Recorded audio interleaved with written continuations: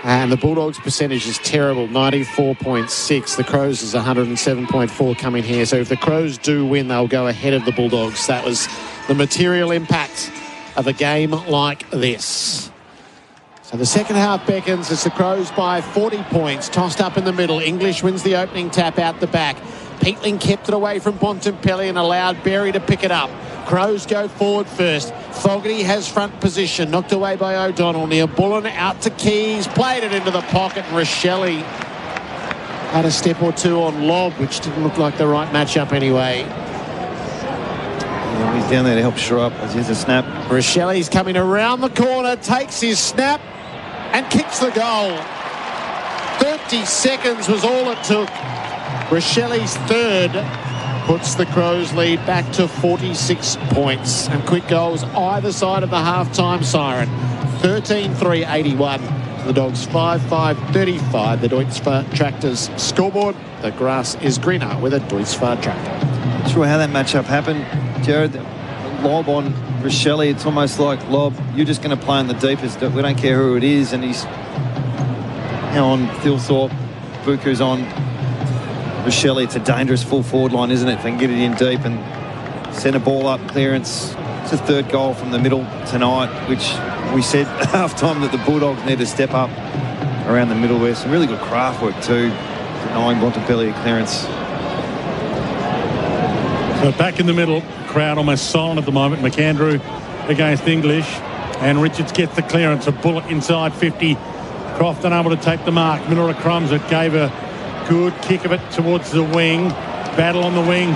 Zach Taylor beat Dale, and he kicks it to the pocket to Fogarty. Good hands. Maybe not good enough. Umpire said play on. Thilthorpe with the crumb. Floats it. Rochelle couldn't get there. Buku Kama knocks it down to Hines. To Bontempelli. Loops it over the top to O'Donnell. On a half-back flank. Dumps it long. He's got Artie. Got up there, but Paulies took a good grab. Stood in the hole. It's an expansive switch, giving away 50 metres to do so to Worrell. He's confronted by West, but does have the outlet to Cook. So from one side to the other. Crows are on the far side now of Marvel. Didn't have numbers out there, though, so Cook has to hold it up. Takes the long kick down the line. McAndrew got to the front, took the mark unopposed. And passes for Keys. Has a look towards the 50, got right under the kick. It favoured lob all the way in flight. And he takes the intercept. Used to that overlap handball. Adelaide's forwards. Butterick, the last line of defence. So the switch is on. Matt Kennedy, half-back flank, got away from Berry. Sends it to Artie Jones. He went for the big fly, and Paulies simply knocked it away and then gave him a stare. Paulies put it over the boundary and will get a ball in. The Crows from the outset have been running hot for Ream. Australia's favourite that's steady, hot and strong. And the stats we've been giving you are for Australian made to support Australians right here. The score, more importantly, 5-5-35 to 13-3-81. Peatling at the source, rolls it beyond halfway. Dale, though, came out, got it, floats it up the wing. It pitched in an awkward spot. McAndrew knocked it for Paulies. Bontempelli running interference. Cross-slapped it to Bontempelli. Brings it inboard to Richards. Promising move. Had a bounce. Curtin in pursuit. Great evasive action from Richards. Got himself deeper and deeper into the pocket, though. Trickled it up to full forward. Cook got tackled by West, holding the ball. So Richards' expansive move works. Great evasion, wasn't it? That he would have fought. Might have run 16 as well. He had a great cut on him. Had to go Coral and cut back out of the boundary line, and I thought he was going to have a shot. Centralised the ball, and good forward pressure from West. Hasn't seen much of it tonight. Riley West at full forward cancels out that first goal from Rochelle and resets things where we were at half-time. 40-point deficit.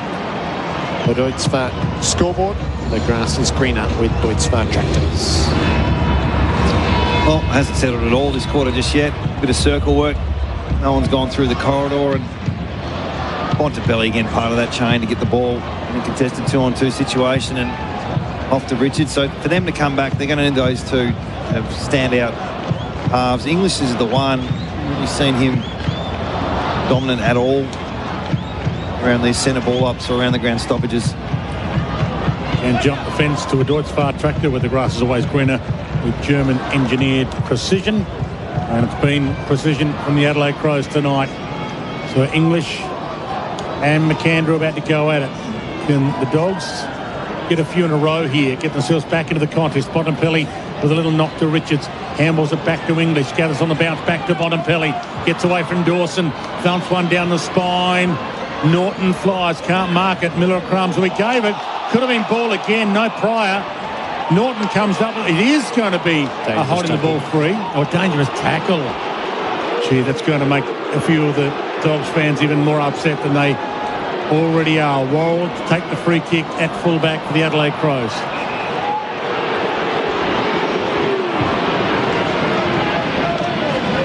Kicks it out very wide. Curtin and Hines involved. Curtin takes the contested mark. Great little set play they've got going now with Curtin.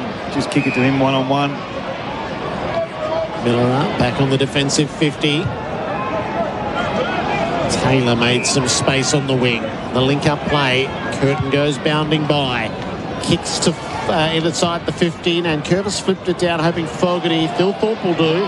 He feeds it back out to Nankervis. Darts back through the traffic. Not a great hand pass. He really set up his big guy there. Nankervis, though, wins it right back. And Zach Taylor, just a free swing from the pocket. Nails a pretty soft goal. They stopped again, Jared. Second time tonight. All the players, the Bulldogs players anyway, assumed, I think might have been throwing the ball. Yeah, look to throw. For the second time tonight, Adelaide have made them pay. They're not a good handballing side, Adelaide. It doesn't matter if it's backwards, forward, sideways, up or down. They can't execute the chain of handballs too well.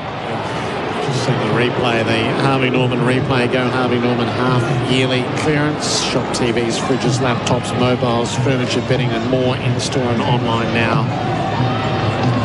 Look to throw. Yeah. One-arm pin, so how else did he release it? 87 plays 41. I mean, 30 metres out of goal, in the middle of the ground, there should be one umpire in the four-umpire system either side, surely. So if one's blindsided, the other can see it. But in the lap of the footy gods sometimes these days, even with this four-umpire system. Waitman comes in hard after the ball up. And he's going to have to give it to the umpire. Still a long time left in this game.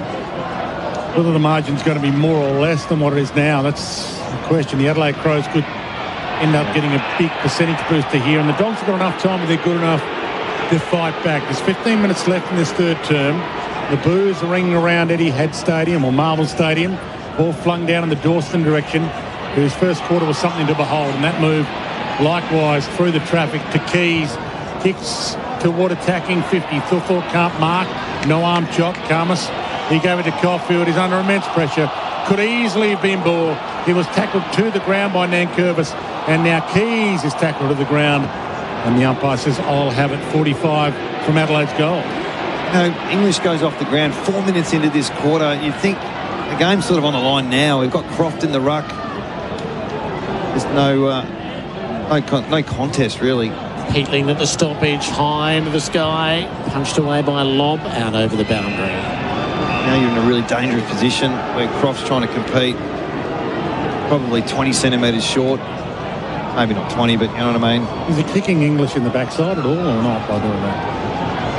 Oh, he just went off in a rotation. There's an Essendon fan in the third row with the James Hird sign right now. Oh, they're sturdy, aren't they?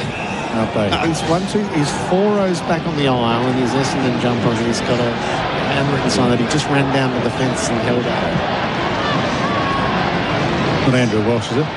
The Solomon sign. Left forward pocket. Who's kicking which way? The Crows are in attack. McAndrew knocked it down. Bontempelli fights hard. Thilthorpe hand passes, hoping for Dawson, who slipped away from the traffic.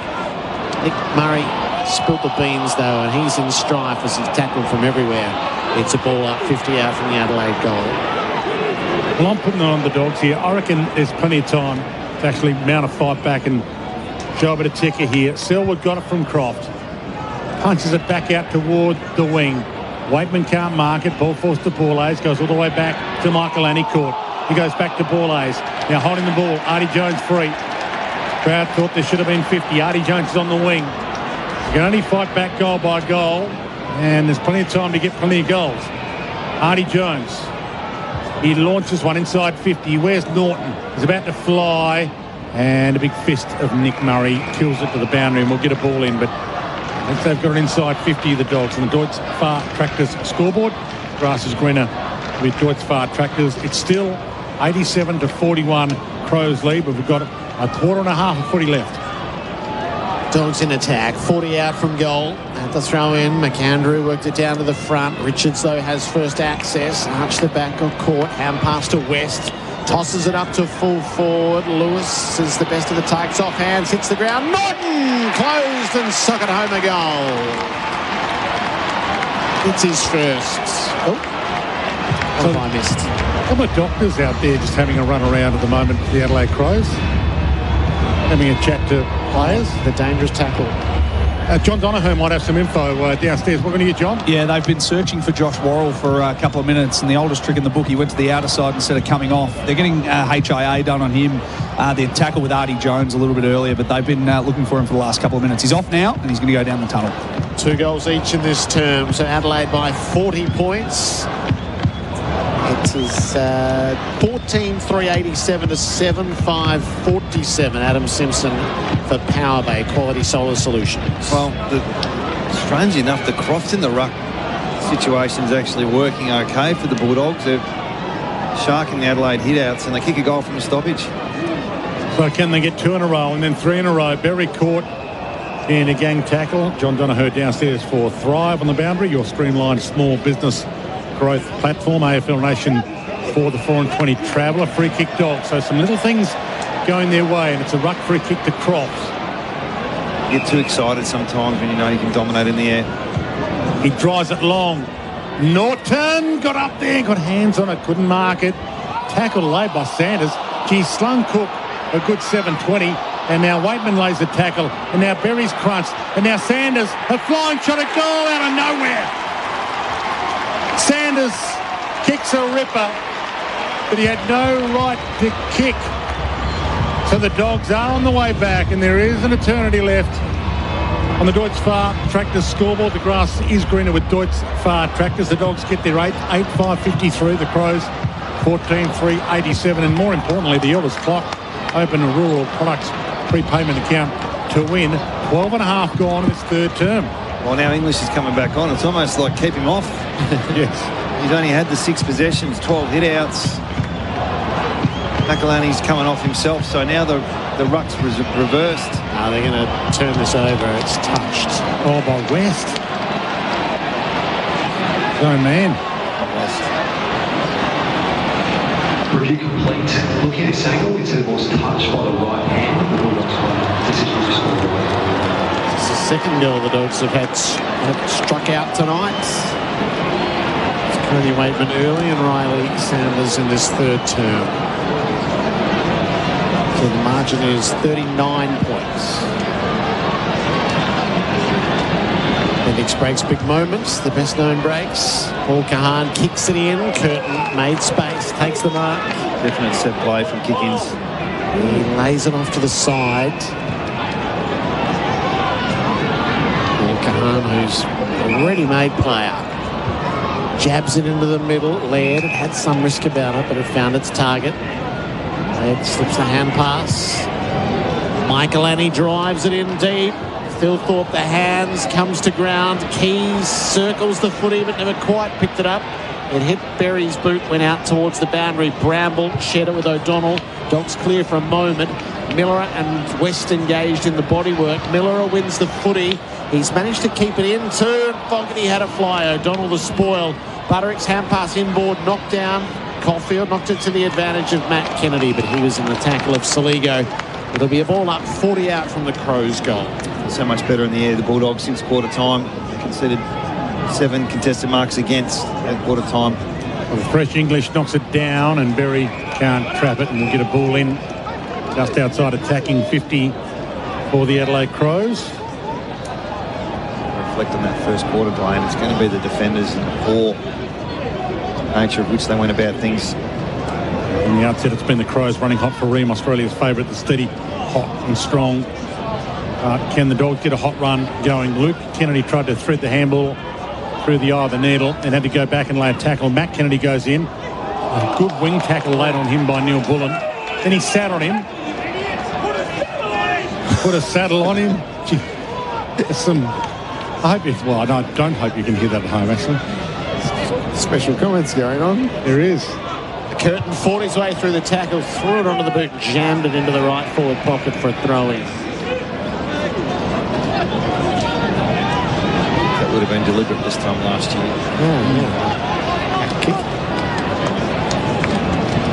Right forward pocket, throw-in for the Crows. English works it down to the front. Pelly tried to get him onto his boot after sharking the hand pass of Dawson. Thrown over the boundary. Dawson just hurt the outside of his right ankle there. Sliding toward the fence. Gives it a bit of a rub. Hobbles back in. Another boundary throw in. Toby Murray taps it down. Dawson in full stride. Got it on the left boot. It was on target, but not quite enough on it. Unless Lobb missed it. No, Lobb got it. Brush of the fist to behind. John Donohue downstairs with an update. Yep, all clear for Josh Worrell, Dwayne. He's past the HIA. He's back here on the wing. Thanks, Donnas. Bontempelli bumped on the kick. There is Worrell competing against Waitman. Ball falls to Hawk Kahan. Gave it to Worrell. Court. Dropped it. Could have been ball. Didn't have Pryor. So Bontempelli picks it up and finds Norton. Big chance here for the Dogs. Open forward line. Norton sends it long to English. He's up. Not quite. Slapped away from him and out of play. Forward pocket for the Dogs. Deutsch Far Tractor scoreboard. Grass is greener with Deutsch Far Tractors. It's still 88-48, but the Dogs are still alive with plenty of time left. Sorry, Dwayne. English is the missing piece. A graders have stood up to a certain degree, but they need more for him. English knocks it goal side. Norton hunts the footy down. Just dragged off his hand pass. Laird got some sort of kick, but not very far. Matt Kennedy swoops, snaps, misses. Oh, something in the air, Dwayne. By 39. Run on. Yeah. Not really. Open the roof, do something crazy, make all the players go out there with 20-cent piece in their pocket or something, just to change up the variable, get some luck back. Set play again, they've picked it off. Yeah, English could have got a free kick there. He was knocked over in the marking attempt. So for the listeners, Curtin just 70 metres out, one-on-one with a direct winger, and they're just trying to isolate him. This time English picks it off. English short to West. Caught the play on, not the required. He goes top of the square. Up flies Norton, can't mark it. Berry crumbs it, about to get caught. Got it to Michael Annie, got it to Laird.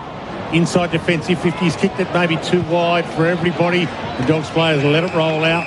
And we'll get a lasso free kick to Selwood for the Dogs. And they're about to go back into their forward half again. Selwood wheels onto the right boot. Sends it in. No distinctive leapers from a Bulldogs perspective underneath. Peatling roved and was tackled. 55.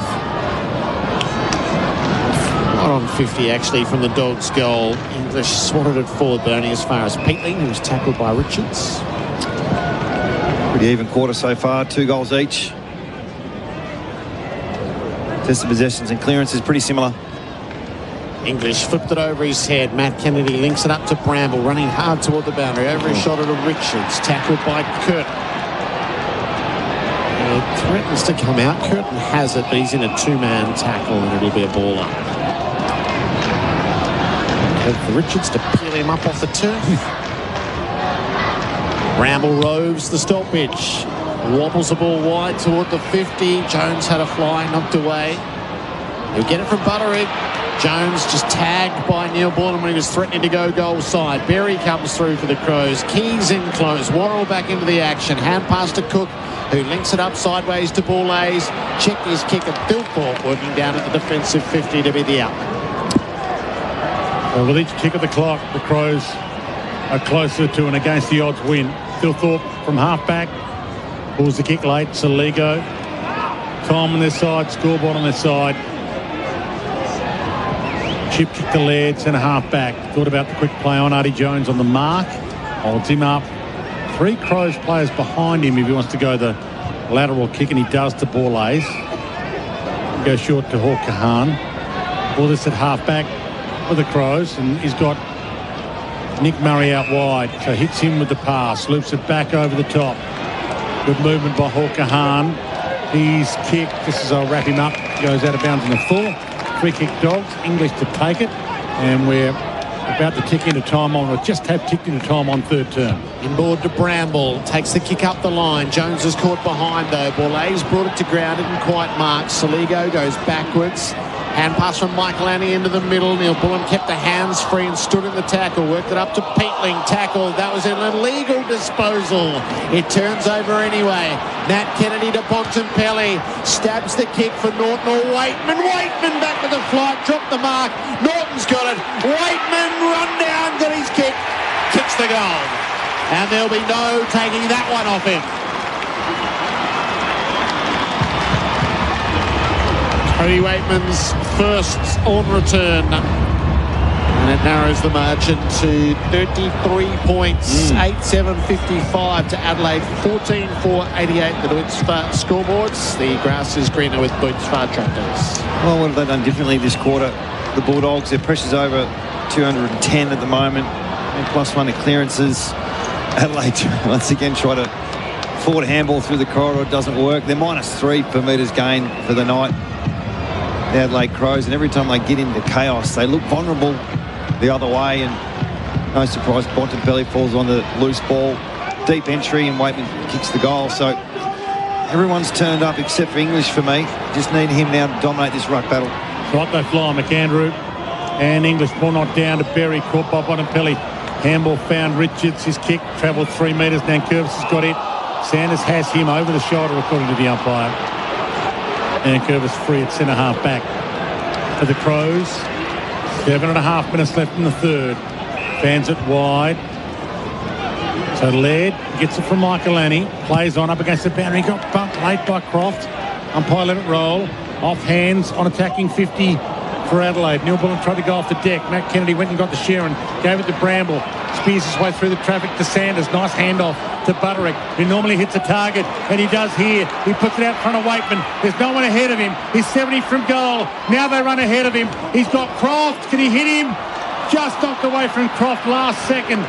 Adelaide Crows have it. Miller gave the handball up to Michael Annie. They dodge a huge bullet there, Adelaide. It looked for all money that the Dogs were going to score, and they don't. Neil Bullen, half-back, holds it up. Uses it short to Peatling. To Borlays, who made the spoil. It was a good play. Peatling out of half-back to a pack at half-forward. Andrew stood in front of it and takes the mark. It's a good mark too. English direct opponent, nowhere to be seen.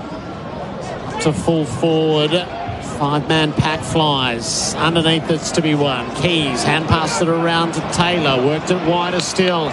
Paul Kahan went over. There's a free after the disposal from Taylor. Lewis took him down and has been knocked off.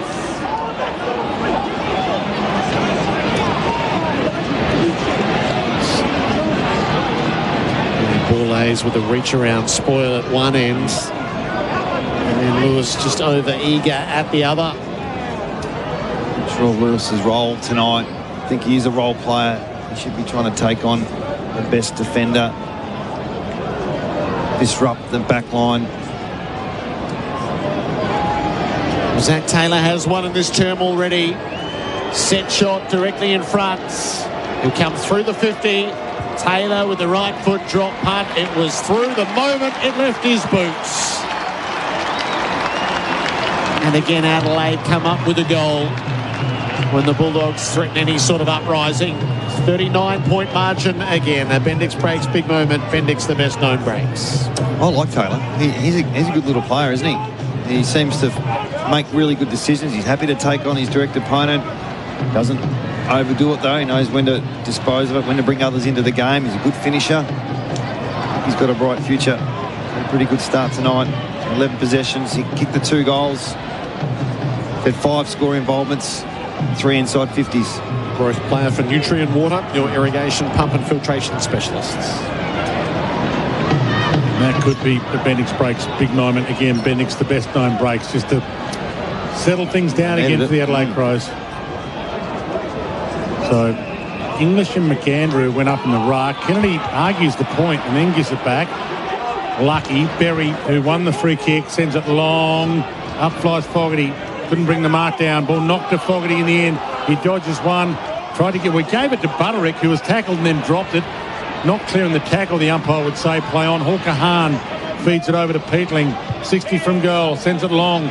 Dogs have the numbers. 4-5 there. Ball thumped to the boundary. And we'll get a ball in forward pocket for Adelaide with 4 minutes and 50 seconds left on the clock, which is brought to us by Elders. Win with Elders Finance. In the third quarter, by the way. Rose pushing. McAndrew to the front. Dale roves the stoppage, though. Brings the Dogs out of the defensive area. Worrell had position. Lewis pushed back hard to keep it in dispute. Sanders tackled. Got it away. Matt Kennedy's kick was smothered. West in close confines. Back to Kennedy. Sanders. Kennedy again. The inboard kick's a good one. Richards is unmanned. Plays it out across the centre square for Lobb. Link up hand pass to Bramble. Has a look at the targets inside 50. Croft arrives late at the contest. Disrupted. Selwood. No, it's a free kick. It was Curtin who got clattered into with that late contact in the pack. It's Croft who came and swatted him across the side of the face. Just an aggressive young kid. You know, a little bit reckless. Free kick was there. Yeah, a little bit late, but maybe not late enough for the MRO to have a look at it. He should be okay, but it was late. Ball marked by McAndrew on the wing. He's touching up English. Yes, so maybe he was sat earlier on by Luke Beveridge as a kick to the backside. Peatling gets on the end of the short kick, dunks it long. Fogarty got up there and almost a second grab. Keys at the front. Lobb knocked it out deliberately. I reckon he's going to get done here. He will. Way too obvious, Rory. You can't sneakily get away with it with that hair. Been pretty good though, haven't they? The key defenders. Haven't seen much of Thilthorpe. Shelley.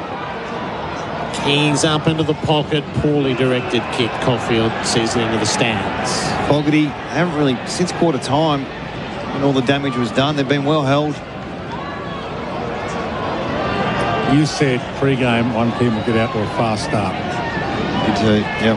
One team led 9 goals to 2 at quarter time. Oh, that sign is not a pro-herd sign. I've just read it in its entirety. It's very much the other way around. McAndrew works it around to Rochelle. I can't read it on the radio, incidentally. All right. English and Bontempelli combined. Dumps the kick out beyond the defensive 50. Bourlays and West. West works Bourlays over illegally. It's whacked him high. Maybe it is Walsh. That's a really poor kick coming forward. And cut off by Fraser, who hand passes it around to Croft. Links it up to Hines. Took him on. Got his kick away in the nick of time, but only as far as land. Had all the answers. They led by 41 at quarter time. That's pretty much where we're at now. So wide border Zach Taylor takes the mark. Half back flank. Bontempelli with him. Chips over Bontempelli's head to Berry. West pressurised the kick. Got it to half forward and a good pluck at half forward by Nankervis. Doesn't kick a lot of goals, Nankervis. Back pedals.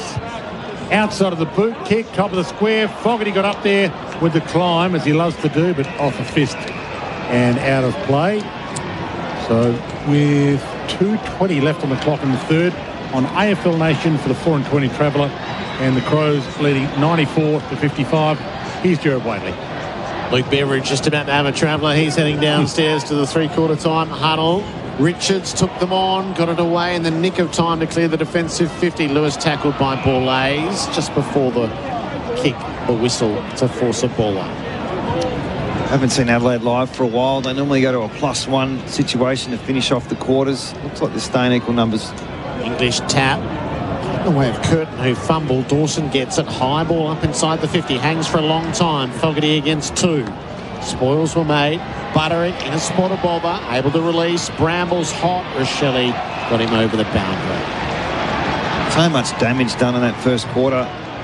They've only taken 9 marks inside 50. I think they took 8 in the first quarter, Adelaide, and efficiency's dropped right down to the low 40s now. So damage was done then. A forward pocket for the Crows. Fraser roves the stoppage, kicks into the centre of the ground. Artie Jones takes the contested mark in front. The seconds are ticking, and they get the last one here. No, they won't. Richards was caught, middle of the ground, ball. Dawson in a headlock from Richards at the moment, but he's played one of the all-time great. Well, his first quarter was close to the greatest first quarter ever played, but it's still been a fantastic performance by the Adelaide Crows captain, who maybe adds another tick in the box on the way to getting the All-Australian captaincy. Thumps it long.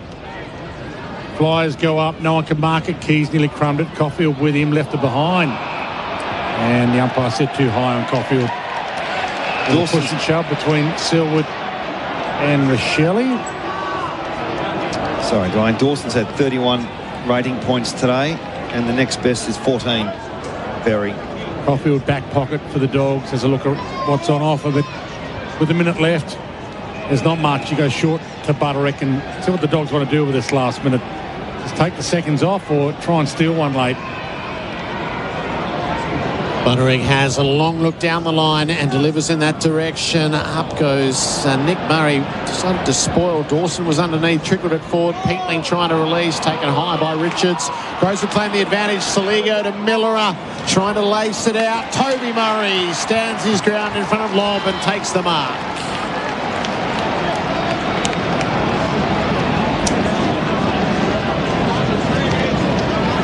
This has been 7 or 8 minutes of just sustained attack from the Crows. It is going to result in the last kick of the third term. And red time goals. And last quarter as well. Toby Murray told to get on the runway. 45-degree angle to the left. He'll be 40 metres out on the three-quarter time siren. Murray stabbed it through for a major. And that's a killer. 45-point leaders at the final change, the Adelaide Crows. 16-4-100 to the Bulldogs, 8-7-55. Multiple goal kickers, 3 each to Thilthorpe, Rochelle and Dawson, with 2 to Pedler and Taylor. And for the Dogs, 2 to Artie Jones. There's a lot of people going to the toilet at three-quarter time here. Either that or to get a pasty or a pie, or get their car keys out. School night? Yes, that's your justification. School night. We're going to go, guys. 45-point leaders, the Crows. This AFL Nation for the 4-20 Traveller. That quarter on AFL Nation was for Deutzfer Tractors. Jump the fence to a Deutzfer tractor, where the grass is always greener with German-engineered precision. So, you've had a car accident and it's not your fault? Now is the time to take control. Just call Sheen Panel Service. Questionable insurance companies equal questionable repairs. Come to Sheen to get the right advice. We'll provide an accident replacement vehicle and a lifetime guarantee on all repairs. Plus, we pick up and deliver 24 hours a day from 27 locations across Victoria. Questionable insurance companies equal questionable repairs. Call Sheen first. 1300 Repair. Sheen Panel Service. Growing a business is rewarding, but cash flow pressure can be stressful. Supplier invoices, tax obligations, payroll requirements, it all adds up. Octet can power your business with smart business finance. From lines of credit to unlocking cash from unpaid invoices, Octet helps your business move forward. Plus, you can choose to earn frequent flyer points on eligible payments. So, keep cash flowing, seize growth opportunities and be rewarded. Find out more at octet.com. That's OCTET.com. Lending criteria and conditions may apply. With an end of financial year, no deposit 4.99% mates rate from Ram Trucks Finance, now's the time to upgrade to a Ram full-size pickup truck. Get behind the wheel of a Ram 1500 Rebel, boasting an impressive 420 horsepower under the hood, with a finance mates rate of 4.99% this tax time. Ends 30 June. Visit ramtrucks.com.au. T&Cs apply. 48-month term. Approved ABN applicants only. Thrive cuts tradies admin by 22 hours a week. What would you do with all that time? A road trip, a ski trip, a golf trip? Win 22 hours plus $7,000 spending money. Enter at thryv.com.au. T's and C's apply. Installerine, Installerine, Installerine. For the hottest of hot butter you've ever seen. Ream comes on steady, hot and strong. It just keeps on and on. Ream AmbiHeat, the advanced energy-saving heat pump that's made in Australia. Installerine. Accept nothing less than Australia's best. Does your local tick all the boxes? Lush beer garden, classic pub fare including steak night, trivia nights and a Sunday roast special? Sounds like the Flying Duck in Paran, where gastropub meets a neighbourhood local favourite. Think good pub vibes inside at the public bar, the spacious 84-seat open-plan dining room and 40-seat private dining room, or sunny vibes while enjoying the sprawling beer garden. Make the Flying Duck in Paran your local favourite. Drop in at 67 Bendigo Street, Paran. This is your last chance. There's less than 10% of tickets remaining in the Royal Melbourne Hospital Home Lottery. Imagine getting the phone call that changes everything. You've just won the $4.4 million Mount Martha Grand Prize. That moment is still within reach, but tickets are almost sold out. And every ticket helps ensure the Royal Melbourne Hospital is there for Victorians when it matters most. Don't let this moment pass you by. Get your tickets now at rmhhomelottery.com.au. Permit 1006126. A legendary country deserves a legendary bottle shop. At Liquorland, we've been filling fridges and helping Aussies raise a glass for over 50 years.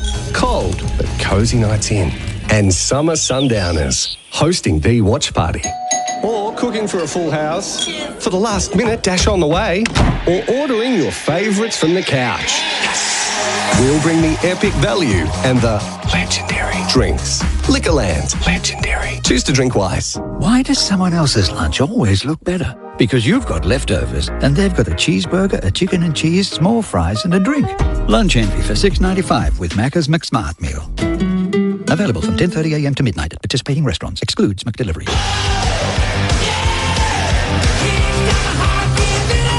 You're listening to AFL Nation for 4 and 20 Pies, Australia's original fan food. Trickled it up to full forward. Cook got tackled by West, holding the ball. Riley West at full forward. Whistles out that first goal from Rochelle. And now Whateman lays a tackle. And now Berry's crunched. And now Sanders, a flying shot, a goal out of nowhere. Stabs the kick for Norton or Whateman. Whateman back to the flight, dropped the mark. Norton's got it. Whateman run down, got his kick. Kicks the goal. And there'll be no taking that one off him. Macca's, I'm loving it moments. Never miss a moment of footy with McDelivery. It is the Crows by 45 points at three-quarter time. Donners is on the boundary for us for Thrive, your streamlined small business growth platform. An interesting one, Jared. Adam Treloar spent 26 minutes of that third term on the bike in between the benches here. He's back on the field now, but he was off for the majority of that third quarter. Yeah, so he'll start forward in this term. So that's a slightly odd one. What are you thinking, Simo? Oh, well, they're minus 22 contested possessions around the ground, the Bulldogs. It's 10, so inside 50, it's 10 marks to Adelaide inside their 50 and 1 to the Bulldogs. So the efficiency at both ends is stark. And I suppose you just try and win the quarter if you're the Bulldogs. If you're Adelaide, can you, and we've said this before, can you leave a scar? English wins the tap down to Matt Kennedy, off to Bontempelli. The Dogs get it forward first. Well placed was Michael Annie, knocked away from him. Wakeman does the roving, straightened onto the boot, just the pressure came late and forced the kick wide. It's out of play, off hands, adjacent to the behind post. Pushing the back, I think. Really red hot on that one. That's the fourth one tonight. Late call. West doesn't believe it was paid, but he's arguing isn't going to see it unpaid. Michael Annie gets on the end of the short pass. And time's on their side, Adelaide. No need to play on and do anything in a rush. And he sends it wide and high. McAndrew's out there, knocked away by Donald, close to the boundary, and we'll get a ball in. Our call team on AFL Nation will be At GMHBA Stadium tomorrow night. Protect what matters most. AIA, do it for life. Great to have your company wherever you're listening to AFL Nation for 4 and 20 pies. This last quarter brought to us by Mate, Internet and Mobile. All back into play on the wing. English went and got it, looped the handball over the top, but missed his target. Berry tried to get a kick away, missed his boot. Saligo went off the deck. Keys went off the deck. It's all ugly at the moment. Bontempelli cleans it up. Gave it to Richards. Sends the Dogs inside 50. Waitman flies. Can't mark it. Worrell crumbs it. Gave a handball to Bourlays. Little fumble. West dives in. Waitman dives in. Trelaw's got a chance. Flicks it to Norton. Spins around the body. And he keeps the miracle alive if he kicks a goal. But there ain't going to be no miracle. It's on the full. Scoreline, by the way, for Mate in the net and Mobile. $25 off for 6 months with Mate Internet. Save more when you bundle. It's 100 to 55. You can do the math. It's a big margin. 1, 2 and 1 out of the full for Norton tonight. The restart came in long. Hines ended up with it, but there was no room in which to move. He's been knocked off holding the ball. I'm sure that's as consistent as what we've seen throughout the night, but that's what it is. Taylor. And is out to the right. Half back to half forward. Thilthorpe's the target. Knocked away from him. Berry Roves underneath. Gives it to Rochelle. Keys has rushed forward. The kick will find him just before Dale does. Keys gets going. Kicks to full forward. Following it all the way down was Cook. Good work from Keys to get it to him. We haven't seen a lot of Rochelle tonight, have we? Up to quarter time. Said this earlier. I think the forwards have been well held since then, but just the dominance around the ball. Contested possessions, minus 22 around the grounds. Braden Cook solely responsible for getting the AFL executive out alive from that showdown, according to Greg Swan. He's at right full forward. Pumps through the goal. And that is the game-high lead at 51 points. 3 minutes into the final term. Adelaide 17-4, 106 to the Bulldogs 8-7-55 on the Mate Internet and Mobile scoreboard. They moved the ball a little bit differently, Adelaide, from their back half. I think they're happy to kick it long to a contest, try and get some speed off it. Fremantle do that as well. Quite often you can't get from your D50 to your forward 50 without going through a contest somewhere. They're just happy to embrace it a little bit earlier than most. They get a holding the ball decision, another kick down the line to a contest. They get out the back, and pretty safe way of scoring, to be honest. Not a lot of risk in that play. 51 points, over or under 51 at the final siren, Simo? I think it'd be over. You know, just got the feeling that I really want to drive home this advantage. So McAndrew and English go up. Ball hits the deck. Richards fell over it, almost fell on the Sharon, and they jump on him, and we'll get another ball up, still inside the centre circle. Be disappointing for Bulldog fans and the Bulldogs themselves if they get beaten by more than 51. They don't fight this out and get beaten by 35-40 surely. What do you think? Laird, well, I think I agree with you, but at the moment the Adelaide Crows can smell blood. Selwood dumps it toward the boundary line and Saligo sees it out, and Zach Taylor is getting up slowly as there's a bit of a push and shove between Selwood and Saligo, but the bottom line is Saligo can point at the scoreboard if he wants to, because it reads 106-55. Tossed in, McAndrew plants in front, tap to advantage. Cook, kick smothered though by Dale. Dale reaching for it, doesn't quite have it in hands. He gets fed the hand pass though from Butterick, gets it down the line. Jones, the spoil made on him. Miller caught by Trelaw. Oh, he had a case for holding the ball and it wasn't paid. Laird up to Dawson as the Crows bring it away. Dawson sets it to half forward. Thilthorpe the target, 2 against. Selwood's punch is strong enough to see it to the boundary for a throw in. AFL Nation for 4 and 20 pies. It's the Crows by 51. From the outset, they've been running hot for Ream. The Crows, Adelaide's, Australia's favourite. The steady hot and strong. I'm sure it's Adelaide's favourite as well. Ream. Ball not down to Dawson. Gave it to Miller from 50 metres out. He drives home a ripper. They can smell blood and some percentage. The Adelaide Crows. This is going to be a hammering. Yeah. Absolute hammering. 112-55. 18-4 to 8-7. It's a scoreline it's hard to believe. No, and that was a stoppage goal, and this is what the Bulldogs did really well last week to get back in the game. But tonight, they're getting on the move a lot more. Adelaide now, they do smell blood around the stoppages. Normally when you see a winger ripping through from a sweeping position to try and get on the offence, they're doing a few deals, and Miller is a high half-back. Gets on the end of a handball receive. And just another quick stat there, Dwayne.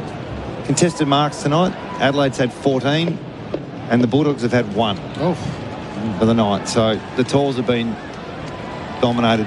That's Miller's first goal of the year. Those stats for Australian made to support Australians right here.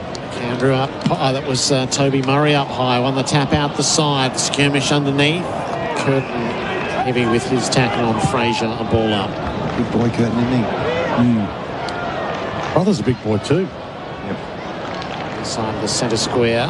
Fraser roves the tap. Prods it up towards the 50. Bourla's just trapped it for a moment. Treloar goes in after it. Curtin's in after him. A ball up around the grounds for Chemist Warehouse. Save on your prescriptions at Chemist Warehouse. Australia 8 for 187 off 42 overs. Bangladesh now batting 1 for 29. They'll have 41 overs on the Duckworth-Lewis. Nothing from the stoppage. Right half forward for the Dogs. Tap is sharked by Hines. Probes inside 50. Treloar stood his ground and takes the contested mark in front of Miller. He's a bit of a problem, isn't he, Treloar? He's just had the 6 possessions tonight. So I heard Johnny mention before he spent a quarter on the bench just rotating the calves. He's too good for VFL and probably not good enough for AFL at the moment. Sitting in the twilight zone. We leave here wondering what his future is for the Dogs, you suspect. Adam Treloar from 48 metres. That was a wonky old kick. It was away to the right. And through for a minor score. 56-point margin, mate, internet and mobile. Quick kick in from fullback to Curtin. Bulldogs bench holding up. I think it's a black and white number 7. I'm not sure what that means when you're down 112 to 56, but I'd love to have a guess. This one goes out on the full. Dogs ball at half forward. Treloar quickly to Bonapelli, who drops it, and Dawson comes at him. That's kind of the tale of the Dogs' night. Even their best players haven't been able to get it done. Close to the boundary, Treloar feeds it back to Bonapelli. Kicks around his body, long, top of the goal square. It's hit the deck. Miller got caught, got a handball away just in time. Murray to Peatling. Off hands. Ball ricochets past Hawker Hahn, who had his kick smothered. Ball lays the tackle on Lewis, and we'll get a ball up 25 out from the Dogs' goal.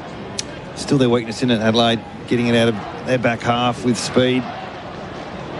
Toby Murray tap, ended up hitting the umpire. Sanders in a 2-man tackle. One of those ended up as a headlock, but decided that it was all said and done by then. Murray out positions Croft, Richards. Squeezes a kick to full forward. It's tapped across the face of goal as a hold. So Nick Murray's free kick with Norton adjudged to have had hold of him. He was going to come out the near side, but he thought better of that. That's the right decision. Take the territory out the far side. Thilthorpe has a leap in the middle of the pack and has paid the mark. Another contested mark, 15-1. Up beyond halfway he goes. Nankervis out against the boundary. So it just pushes him over. It's paid as a push rather than a mark, then a push. So Nankervis collects himself and the footy. Very dour, slow down the line type of plays, and the switches are on to slowly. Switch to Worrell, and Laird's just come from the interchange. It took Worrell a little time to see him, but Laird has a paddock and he uses a bit of it. Dumps it long inside 50. Who's going to fly for it? Well, hit the deck after McCann, or Murray, in fact, it was. Toby Murray got hands to it. So Taylor just off the bench, fresh, kicks to the goal square, and Zach Taylor's a little injured again. He came to the bench because he was a little hurt. Now he's getting to his feet slowly here, and it's the umpire's adjudication here. Hit the post on the behind post. There you go. So ball in. Will be flung back into play. Toby Murray to do the ruck work against Croft. Croft almost pushed him out. Free kick to Toby Murray. And it's getting uglier by the second here for the Dogs. Toby Murray to line up from 30 out, directly out. Surprised it's taken that long for the ruck to be exposed. Croft's not a ruckman, but they had to do it because Lobb needed to be down back, so they fixed one problem, create another. Fortunately, give a free kick away in the ruck. It's sort of bound to happen a little bit. Matchups for Holman Plumbing, trusted quality Aussie standards. Adam Simpson, our expert for Power Bay Quality Solar Solutions. And this final term brought to us by Mate Internet and Mobile, and he can't kick the goal. Toby Murray from 35 out and add to the percentage. Boost at the Adelaide quality does by behind, but not by much. 57-point margin. Caulfield marks the kick in and gives it back to Bramble, who's at full tilt running by. Has a bounce, kicks down the broadcast wing over the top of Norton. Curtin, deft touch to bring it to ground. Peatling, optimistic hand pass inboard. Keys has wriggled his way into the clear. Hand pass to Michael Annie. Round to Toby Murray, who's covering the ground well. Sets it up to half forward. Selwood had the run, dropped the mark, and then ran into Peatling, and that's where it ended. Between the wing and left half forward for the Crows. AFL Nation for 4 and 20 pies this Thursday night. English flips it forward of the play. Curtin puts it right back. Toby Murray in the tackle, has to release and gave it up to Fraser. Tosses it high up the line. Paul Hayes has been really good with his judgment, spoiling and marking. He finds Nick Murray at centre half back on a big switch. Crowd's thinned out a bit since the start of the game. Gave it to Worrell, chip kick, a little too hot overheads, and the Dogs have got the numbers around the ball. Matt Kennedy out wide, goes for Croft, made him go and earn it. He's got it up against the boundary, kicks around his body towards Bontempelli, and he's got it in the pocket. No, umpire said play on for some reason. West snaps across the face, and everything going wrong for the Dogs. Cook takes the mark, last line of defence, and he can relieve the pressure with a short pass to the pocket. So the margin still 113 to 56. Why wasn't Bond paid that mark? Was it touched? It was. Michael Annie out of the back pocket, kicks it for distance. It reaches the back of the pack, and the Crows are well stocked. Taylor brings it away. He's desperate to get the hand pass to Nan Curvis, and now he does. He is being pursued by Caulfield, so has to cut back inboard. Links it up to Berry. Puts it out wide for Taylor, who followed it all the way down, and he's got the kick on to Andrew, who took his eye off it when he was just about to mark. He still manages to get it to his boot, but it didn't go anywhere. The Crows are able to tie it up. 25 out from goal. Live ladder sees the Crows fifth position with 112%. Neil Bullen out of the pack. Squirts his kick wide. 112.3 now. And the Bulldogs, they're at 90%. The worst percentage in the top 10.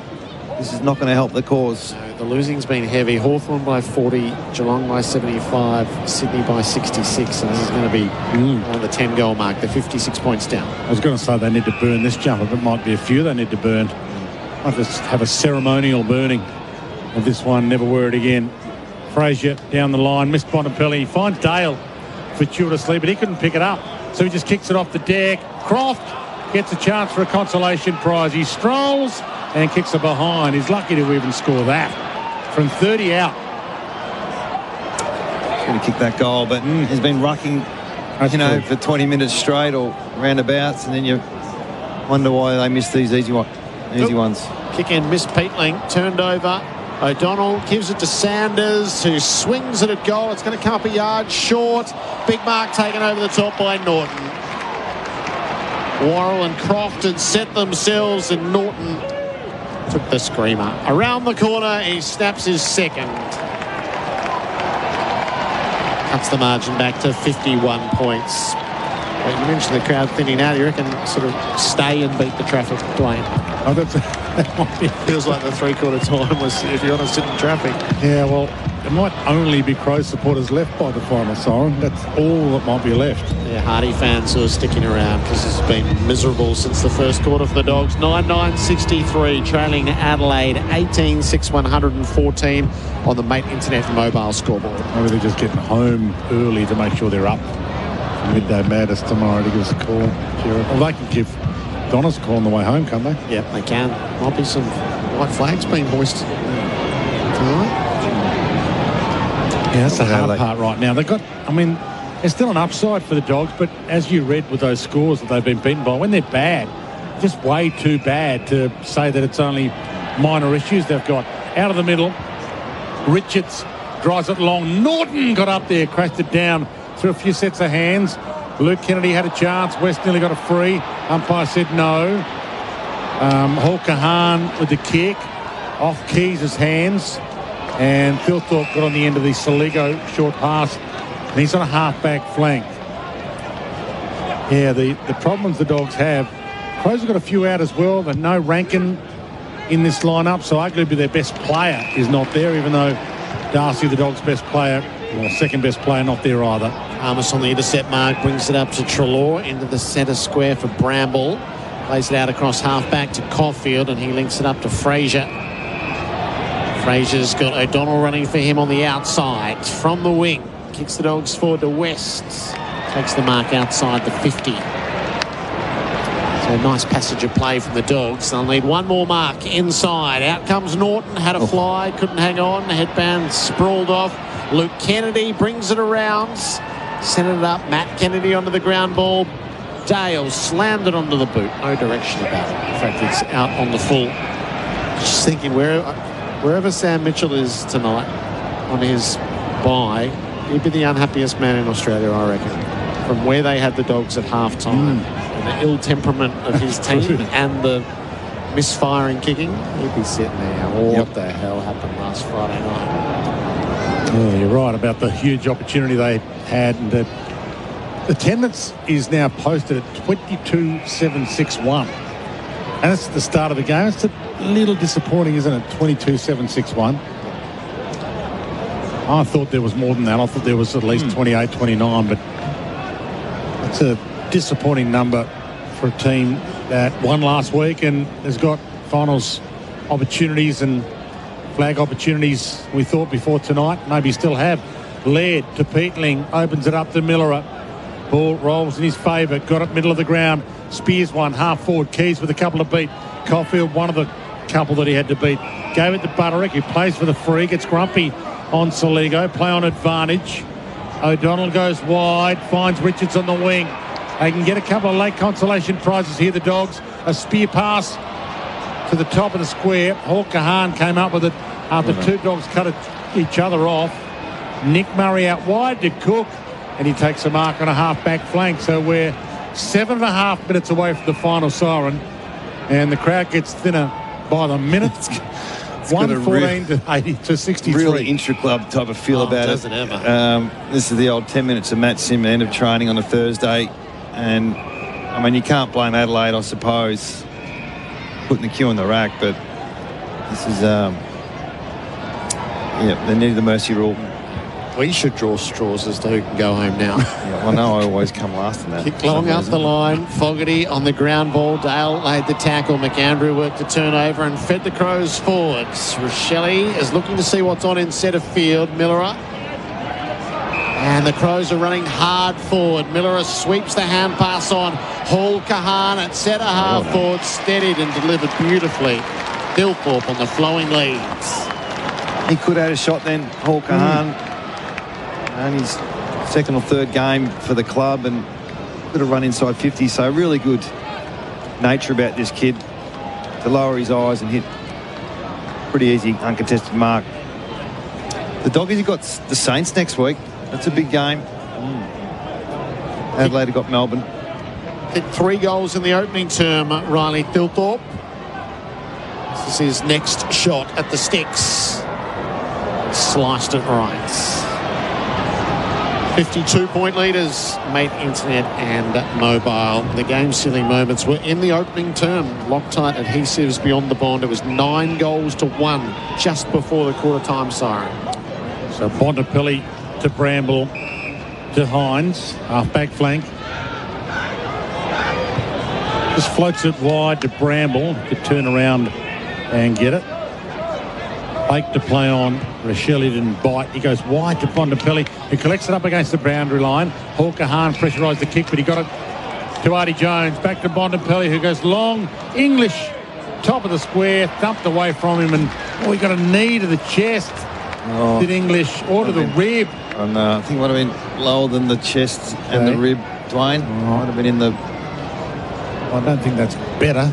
Well, at least a broken rib isn't on offer here. They're going to stop play here for him at all or not? No. Paul Kahan marks in the back pocket. Down on his haunches, English in the back play. Hall Kahan got himself into and out of a spotted bother, running around Artie Jones, so that's no mean feat. Kicks it long down the wing. Toby Murray had a fly. Keys underneath, dispossessed. They fight for it as Bont lays a tackle. It'll be a ball up right under our broadcast position. I think he wants to come off, English. So they've got Croft doing the ruck work. Andrew knocked it down underneath. Matt Kennedy towed it forward, but it's come off by Laird, who gives it to Berry. Crows out of half back. Long up the line. Plenty of defenders up to spoil. Caulfield got his fist into it. Selwood and Lobb under pressure. Back to Caulfield. Searching for the right outlet, and Butteridge is that at half back. Kind of game where you want the timekeeper to lose 20 or 30 seconds. Yes. Short pass, Butterick. Good bottom belly, back to Butterick. Has a bounce. Down the spine he travels. He's got Wakeman out the back. He didn't quite have enough on it. Hawker Hahn got there ahead of him. Knocked it down to Miller. Wide ball to Fogarty. Got up there against Karmas. Fogarty got his own crumb. Turned outside. Kept it alive. Goes wide. Neil Bullen. He didn't get a kind bounce. It bounced out of play, and it's going to be a free under the Lasso free kick system to O'Donnell, and he goes inside to Bontempelli, and there is no oomph in this game whatsoever.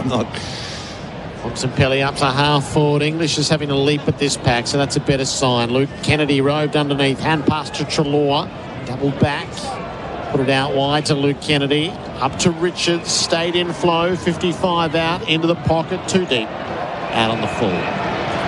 Who've the Crows got next week, Simo, now that you've told us that the Dogs have got St Kilda? They got Melbourne. At home, obviously. Yep, and Saturday. So, you know, from a coaching point of view, you start thinking about next week. Probably 15 minutes ago. Jordan Dawson a chance to bask in a bit more applause from the Crows fans in attendance. Then Curvis Worrell. A bit of kick mark being played. Yeah, this is... taking time out. For not too many more contests. Led out to Miller. Miller up the wing. McAndrew. His stocks will rise again out of tonight. Yeah, I think he's taken the chocolates in the ruck department. To Neil Bullen. Dabs for Fogarty. The next kick will go toward or inside the 50. Rochelle was ignored on the lead. The Dogs have got 2 spare. Fogarty is still going to kick it down there anyway. Toby Murray presented. Rochelle towed it to his own advantage and then snaps the goal. His 4th. He now tops all comers. And re-establishes that 57-point lead. Bendix breaks, big moment. Bendix, the best known breaks. Just sharp, isn't it? For a game that was completely over. The one touch, the snap on the left. We underestimate how hard that actually is to do, especially after 120 minutes of footy. So he's kicked his 4 goals. Was it 3 in the first quarter? 2.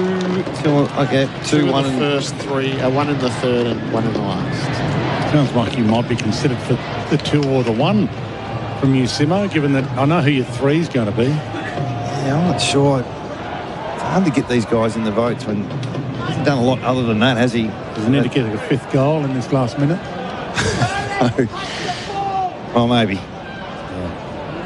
So from the ball up, there's still 2 minutes to go, by the way. Petling on hands and knees, knocks it out. McAndrew edged out. English tried to get a handball out. Richards dropped it as he was tackled. Matt Kennedy got it to Bontempelli, got it to Ed Richards again on the flyby. He rolls it along the deck to Croft. Had to go down and pick it up. Back to Richards. He's got Dale, who is within kicking distance, and he kicks to the top of the square, and then Curvis takes the mark. Short to Worrell. And what do the Adelaide Crows want to do? Do they want to add a 20th goal here? Short to Fogarty on a half-back flank. It has been a demolition, 121 to 64. The Crows with possession with a minute and a bit left. Very close to the boundary. In fact, over on the full. Good from Fogarty. Everyone's just a little bit from that. Matt Kennedy holding a finger. It's his free kick. He was into play on the restarts. Hoofs it up for the Flyers to go. Dawson across the front, dropped the mark. Mike Lanny works it around. Laird got it from McAndrew, brings it up to Nankervis. Pressure came at him. Laird tackles, has support though still. The captain, Dawson, works it around. McAndrew, Nick Murray, Rochelle, Miller. They run the gauntlet on the hand pass. The Crows haven't gained any yardage. They've just about coughed it up. Nick Murray came spinning through. Get on your boot, fella. Kicks it up to half forward for them to have a bit of a fly out. Dropped by O'Donnell, but there was some interference. Front arm or arm chop, take your pick. So the switch is on. He fans it wide. And a lot of Dogs supporters have left. Butterick heads out wide to Dale, who calls for the fair catch. Millimetres from the deck, even though it nearly caught the grass. Stuart the West. Got her on a half forward flank, too far out to score. Sends it to English on the march. Beaten for it by guess who? The man who should get the 3 votes from Adam Simpson. Yeah. Jordan Dawson. I don't want to preempt anything, but his first quarter was one of the greatest first quarters ever played. Scoreline 121-64. And to take us home, here's Gerard Whateley on AFL Nation for the 4-20 pie. I think there's legitimately less than half the crowd left. I think there's fewer than 11,000 here now as the Crows kick it around and soak up the last of the minutes. They've earned the right to do it. Nankervis has it down below us. Taylor gets himself into an attacking position to mark. A little bit of cramp as he limps away. They've seen the signs down on the bench. Puts it up inside the 50. Intercept mark taken by Lewis. It was a game won in the opening quarter. And the Crows are going to leave Thursday night's footy with a building sense of momentum. And the trouble for the Dogs is when they get beaten, they get whacked. And tonight's margin is 57 points. Known as the Adelaide Crows, we're courageous, stronger, faster, and respected by our foes. Admiration of the nation, our determination shows. We're the pride of South Australia, we're the mighty Adelaide Crows. Crows led by 41 at quarter time, 40 at the half, 45 at three-quarter time, and 57 at the close. The final score at Marvel, Adelaide 19-7, 121. Defeat the Western Bulldogs 9-10-64. For the winners, Rochelle booted 4, 3 for Dilthorpe and Dawson, with 2 to Pedler and Taylor, and he can add singles to Keys, Cook, Miller, Fogarty and Toby Murray. For the Bulldogs, 2 each to Jones and Norton, with singles to Waitman, Hines, West, Richards and Fraser. The Crows whip ahead of the Bulldogs by a significant chunk of percentage on the table. They both share 8 wins to this point of the season. Adam Simpson is our expert tonight for Power Bay Quality Solar Solutions. Well, it's just a total domination in the first quarter. One team turned up, the other didn't, and the other 3 quarters just played out, Dwayne. It was just a pretty much... Well, it's hard to believe it happened, to be honest. I'm going to wake up tomorrow morning and the first thing I'm going to think of is, did that happen last night? Yeah. Did they really get demolished like that, the Dogs? And the disturbing thing is, you can say, oh, Adelaide were just too good, and I hope Luke Beveridge doesn't talk in that sense, because they were way off. Their defenders were all over the shop. The midfield was getting beaten. The ball was coming in way too easily. It was 7 contested marks to 0. 5 marks inside 50 to none at the other end. It was just a total domination in all facets of the game. And Dawson he tied one on, absolutely. But I don't think that was the issue. They tried to tag him, it didn't work. They couldn't get out of their back half, they couldn't get out of their own way, and then the rest of the game just petered out, didn't it? There was no real glimpses of a comeback because Adelaide are dour. They know how to lock things down. And as much as I think Bontempelli tried his hardest to drag them back in, he can't do it. He can't do it on his own. And the Adelaide Crows, they're not that good, and the Dogs are not that bad either, are they?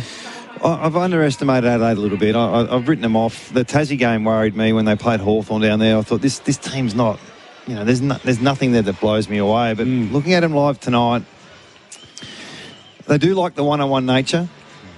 So if you play 6-6-6 and just don't put any different type of positioning in play where you play an extra up at the ball or an extra behind the ball, just to see what they do with the spare versus spare, it becomes a very, very tight game. And if you're not winning the contest in clearance, you're not really going to score against Adelaide. So some work to do for the Bulldogs. They'll have different issues next week against the Saints, and for Adelaide, they'll be pretty happy in particular with that first quarter. Well, they found a couple, haven't they? Lachlan McAndrew can play. Zach Taylor's improved this year, and that's the basis of good coaching. If you can improve them, they've got a few that have improved this year. You've got a few guys who are contenders for All-Australian jumpers. You've got one guy who's a contender for All-Australian captain. It's hard to believe that Jordan Dawson might be able to get better, but he's having arguably a better season than he's ever had, which is saying something. Absolutely. Yeah. He's well, he got the chocolates tonight against Bontempelli. We want to discuss who the All-Australian captain is. It's probably heading down Dawson's Creek. Nice. So look, you know, they're very much alive. Their season now, Adelaide. So they've worked their way through some poor starts. Gerard, we spoke about that at the start of the year. There was 6 out of 7 games they just weren't showing up themselves. So to start like that, interstate game, they got their measure. And I suppose when you play the Bulldogs, if you've got good tall forwards, you can do some damage. Yeah. So talk us through the first quarter. So this is the flaw in the Bulldogs game, and there can be 9 goals to 1 and contested marks and key forwards everywhere. Yeah, well, the problem is if they don't get it right in the midfield, Gerard, and it moves quick into that back line, they can't support, and they like to leverage off a little bit. They like to position themselves where then there's pressure coming, so I can position myself in a way that I can intercept, and it was coming in too easily. So the problem started with the midfield, and there was just no body work at all done. It was still top of the goal square. Just kick it up there and he'll do the rest. Or Fogarty. And part of it is system and strategy. Part of it is just a talent gap that I see with, you know, Donald and these Buka Cums, those type of players. They're not A-grade defenders, are they, just yet? Maybe down the track. But if you don't have a lot of pressure up the ground and you're not, you know, in the same division in terms of talent, there's going to be some damage done. And until they get that right, they'll always be... That's their kryptonite, put it that way. Their midfield getting beaten is a surprise to me, though. Like Adelaide always seemed like they're one good midfielder short. They didn't have Isaac Rankin tonight, so they had to sort of pinch hit with Rochelle playing mainly forward. And Berry has improved. Speaking of improved players, I know the Dogs don't have Liberatore playing for them at the moment, but I was surprised how it looked like their midfield just got on top. Well, in the first quarter, it was -6 at clearances. It was 4 goals to 1 from stoppages. You know, and so that's the start. And then the ball gets in their back line, and they couldn't get it out. And I've heard Bevo talk many times this year about we can't get it out of our back line sometimes. So there's getting the ball back and then just trying to get rid of it. So there was 7 turnovers in their own back half of 4 goals to 1. So you got 4 goals 1 from turnovers against you, and you got 4 goals from stoppages against you. And there's your 8 of your 10 goals. So it'll be pretty clear, the review, I would have thought, on a Monday. I'll be really interested to see what he says in this press conference about what happened and their planning and, you know, what did they get wrong, you know, in the planning during the week and in the execution piece. Will it be one of those situations where he stays positive, but behind closed doors he won't necessarily be like that? I don't know. Bevo's hard one to read. I feel like he's pretty honest, but there's also a bit of cryptic stuff around it as well that, you know, it gets you a little bit confused, but at the same token, I think he's pretty clear with his players. So you talk about Berry's had 11 clearances. Yeah. So it's a good second highest rated player on the piece ground. to add, isn't it? Yeah, he won the Showdown medal, I think, best on ground in that game. He's going to be a contender for All-Australian squad of 44, the way he's playing. He's high in the clearances, and he's also a big tackler. I don't know what he had tonight, but he's had games where he's had, you know, more tackles than clearances and had, you know, 7 or 8 clearances in the game and 11 or 12 tackles. Yeah, well, I'll tell you how many tackles he did have. 4. Okay. So Jordan Dawson leads his team off. It's been a good smash and grab in Melbourne. They get their 4 points back against the Bulldogs that they had taken from them in Adelaide. It's a big 4 points. 121-64. Jesus, no one. They left pretty quick, didn't they? Yep. Yeah. They certainly did. Out of the car park, nice and easy tonight, Dwayne. Yep, and the Adelaide Crows fans will stick around, and a few of them will be staying the night in Ballarat and then heading off in the morning. Celebrations in the rooms for Tobin Brothers Funerals, celebrating lives every day of the year. From South Australia with a mighty Adelaide Crows. We're greater, stronger, faster, and respected by our foes. Admiration of the nation, a determination to the pride of South Australia with a mighty Adelaide Crows. They leave here 8-5, their 2 best wins of the season, back to back now. Geelong at home in a thriller, and then put the Bulldogs away quickly. So a real chance. Remember last year after the bye, that's when they truly got their game going. They peeled off 9 straight wins. They've used, so they know how to reset their season. Coach has been relentlessly positive. Looks like it's manifesting its way into real life. Yeah, and there's still question marks in Adelaide, to be honest, but there's such an honesty about the way they play. I really like it. I just don't think there's enough levers to pull, but when they get it on their terms, and then they just need their talent to be the X factor. And I mean, Dawson was out in the first quarter, kicking the 3 goals, but they've probably got one of the strongest baseline games in the competition, Jared, where they just know how to defend well. They're really honest the way they play and hold each other accountable. So that's the good bit. And then, what's next? What's the X factor when you're playing the top sides? And it didn't look like 2 top sides playing each other tonight. All right. 57 points, 19-7, 121 to the Bulldogs, 9-10, 64. Rory Laird's going to join us in a few moments' time. So that's, He's had 35. He has, game 280. He's had 35 disposals. And I guess that's the spread of what they've got is you need your old and your young, don't you? And Borlase is in game 24, and he looks sure all the time. Both Murrays were good tonight. Toby Murray sort of had his moments. Hawker Hahn's in game number 2, and he's a ready-made player to be able to plug and play. Yep, McAndrew's coming through. Neil Bullens, he ran the most Ks today at 15.6, so he's playing his role. Borlase knows what he's doing. And they've got a few players coming back in. Probably missing their best player. Yeah. Well, that's they lost at selection for this round. They already had Rankin out and Walker, who was really good last week. Butts went down injured. Pedler hasn't got through the game, so that's the disappointment. He had to come in to cover, and he's injured a hamstring, so he'll be on the sidelines. But it's a good effort. They came into the Geelong game undermanned. They get the win there. They lose 3 players from that. They still win absolutely convincingly. And the story's not going to be Adelaide out of this game.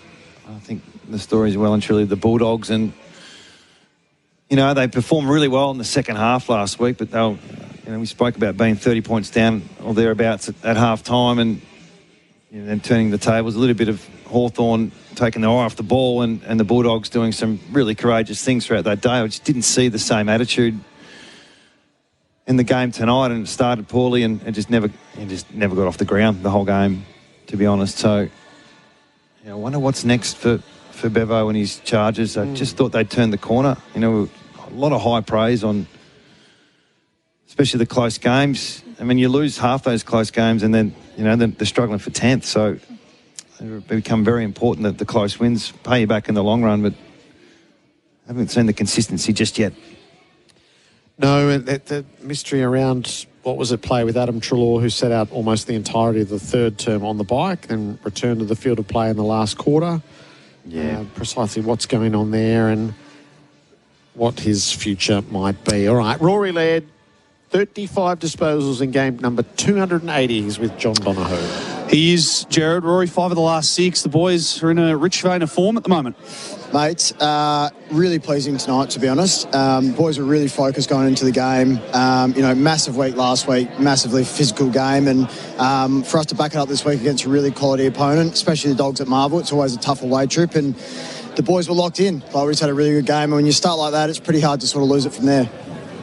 Rory, it's Adam Simpson here, mate. Congratulations on your performance and the teams as well. What was the focus to start the game? Was anything in particular, or was it just play our way sort of thing? Because the first quarters have been not poor, but they haven't been great this year, have they? No, mate. Poor is probably Okay. the right word, to be honest. Poor. We'll say inconsistent, mate. Positive Adelaide, I know that. Mate, it was actually about our press in the contest to get at them. If we could pressure them, we thought that when we actually take the ball at them, if you think back to round 3 when we played them, we probably chipped it around them and allowed them to get set in their defence. But today we wanted to go at them and not let them get settled and give the big boys a chance, and you see what happens when we can get it in there to them. So try and expose the defenders for the Bulldogs one-on-one, get in there pretty quickly? Yeah, well, I think at times with Riley this year, we probably haven't given him the best looks, and we thought, look, if we can get in there quick, to him and Fogg, just some advantage kicks, it's impossible to stop him one-on-one, especially at Marvel. So our contest work was great, and, Dawes led from the front in that area. The DNA of the club, is it built around the contest and you defend? It's a very honest way of defending. I think a lot of accountability throughout the side, but the DNA of the team seems to be built on that, the contest and defence. Mate, you're spot on. It's what we build it off, and we've got enough talent and expertise on the offensive side, I guess, with the players we've got to really hurt teams. It's just a matter of winning that contest, and the natural game comes off that, and it's probably been our working edge this year. I think our defence and our contest have been pretty solid, but to hurt the opposition with the ball is the best we've done it tonight this year. Is that what you worked on over the bye? I mean, I know it was a couple of weeks ago, but what do the coaches present from a marginal gain point of view? If that part of your game's sort of intact, was it the ball movement? Yeah, mate, it's probably the main key area. I think we looked at some stats and they were pretty similar to last year in terms of how we're defending the ground and how we're defending stoppage.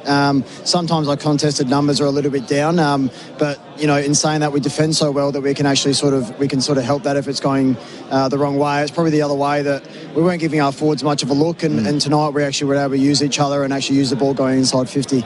I noticed that you guys aren't really up there with the forward metres gain. It might not be one of your strengths. Yeah. Doesn't seem to be too concerning, though. If you can get away with playing the way you did tonight, you sort of come out the front of stoppages when you can, and happy to play pretty honestly from the back half. But the metres gained by hand is not really a strength of yours. No, it's probably a trend in the AFL, though, that seems to be such a damaging factor in games. And obviously our coaches and our statisticians are all on top of that. And I think tonight it was bit more of using each other. I think, as you said, there wasn't exactly forward handballs, but it was getting shape around the contest and using it. And once we actually get out the front, you give guys, as I said, lead up lanes in Philthorpe and Fogarty and Rochelle deep. It's pretty, if I was a defender, I wouldn't be happy playing down there tonight. How have you found Dawson's leadership since he arrived at the club? I just don't think I've seen a player come into an environment and go from a B-plus player to an A++ type of leader, and obviously the way he contributes on field as well. Tell us a bit about his leadership style. Yeah, look, mate, he's it's interesting because he's so passionate, and you sort of go, yeah, this guy's a pretty good player, but I think the captaincy has actually sort of elevated his game. I think he always wants to be, the guy to change the game, but it just seems to be now. He's done it for a couple of years. He can sort of pinpoint when he needs to do it. There's obviously a fine line in trying to do too much, but I think he's found, especially the last 3 or 4 weeks, you can just see his role and what he needs to do. He just takes his opportunities, and tonight when you lead like that from the front in the first quarter, it's pretty hard not to come along with him. So we followed his suit, and it came out really well. Did you have an appreciation of just how good his first quarter was? So it's the third highest rated quarter since these records have been kept. Yeah, I think I had a bit of a when he kicked his third, I went, holy hell, he might need to get someone with an arm across him at the moment. He was absolutely on fire, and I don't think he stopped there. He was setting up goals and taking contested marks. He just all-time game again after last week as well. Yeah. Awesome, Rory. Thanks a lot. Well done, Rory. Thanks, guys. You are our Temper Sleep Well player. You win a Temper pillow, a great night's sleep with Temper. The difference is Temper. Rory Laird there with a terrific insight into the team and the captain as well. A great night's sleep. Night after night after night. That is the difference. The difference is Temper. Let's have a look at some of our categories in a moment, Simo, and then we'll get you to cast your votes. Then we'll open the lines. Adelaide by 57 points. We'll be back in a moment. AFL Nation for 4 and 20 pies, Australia's original fan food. That quarter on AFL Nation was for Mate Internet and Mobile. $25 off for 6 months with Mate Internet. Use promo BINGE25 at checkout. This end of financial year, don't just get your tax done, get your backyard done with Australian Outdoor Living's end of financial year sale. Enjoy huge savings of our custom designed and installed pergolas, verandas and decks at Australian Outdoor Living. Bunnings Trade has tax time sorted with big deals on big brands. You can get a double bonus offer when you purchase a DeWalt 18-volt 10-piece kit with 3 5-amp batteries for just $1,899. Get an instant install bonus, then choose another bonus from over 30 options via online redemption. Or grab the AEG 18-volt 10-piece kit for just $1,999 and receive not one but 2 bonuses via online redemption. Terms, conditions and exclusions apply. Get in before June 30. That's tax time sorted at Bunnings Trade. At Choices Flooring, we know choosing the right floor or window furnishings can feel overwhelming. That's why for over 60 years, we've been more than just a retailer. We're your partner in making the right choice. From stunning carpets and sleek timber to stylish blinds and shutters, our friendly team combine personalised service with state-of-the-art technology to bring your vision to life. And we're here for you every step of the way. Visit choicesflooring.com or head to your local showroom. Choices Flooring, helping you make the right choice. For 185 years, Elders Real Estate has been embedded in the fabric of our country. So when it's time to buy or sell in your part of Australia, you need a trusted name. Someone who knows Australian real estate like no other, who understands that it's not just a house, it's your past, it's your focus, it's your future. Someone with a network that runs deep right across Australia. There's one name you can rely on, Elders Real Estate. So, have you had anything to drink? Yeah, but only a couple. And I ate a big meal. Okay, breathe into the device, please. 1 long continuous breath. I also drank plenty of water. And I'm a pretty big guy as well. Okay, you've blown over 0.05, so I'm going to need you to step out of the car. I'm not going to lose my licence, am I? I didn't drink that much. Stop kidding yourself. If you drink, don't drive. A message from the TAC. Growing a business is rewarding, but cash flow pressure can be stressful. Supplier invoices, tax obligations, payroll requirements, it all adds up. Octet can power your business with smart business finance. From lines of credit to unlocking cash from unpaid invoices, Octet helps your business move forward. Plus, you can choose to earn frequent flyer points on eligible payments. So, keep cash flowing, seize growth opportunities, and be rewarded. Find out more at octet.com. That's OCTET.com. Lending criteria and conditions may apply. Some say peace and quiet is priceless. Parents say it's $6.95. Keep the backseat peace and enjoy a quiet car with Macca's Happy Meal. Available 10:30 a.m. to midnight for a limited time at participating restaurants. Excludes McDelivery. Extra charges may apply.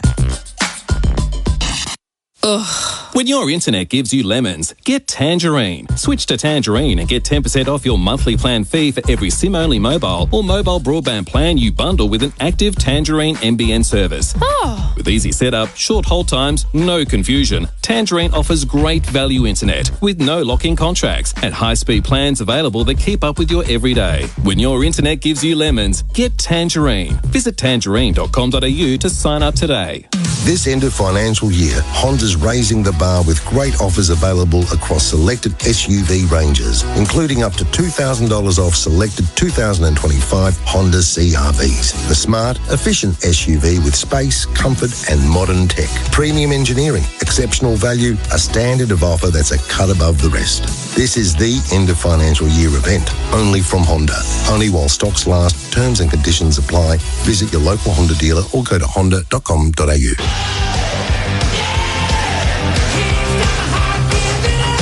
You're listening to AFL Nation for 4 and 20 Pies, Australia's original fan food.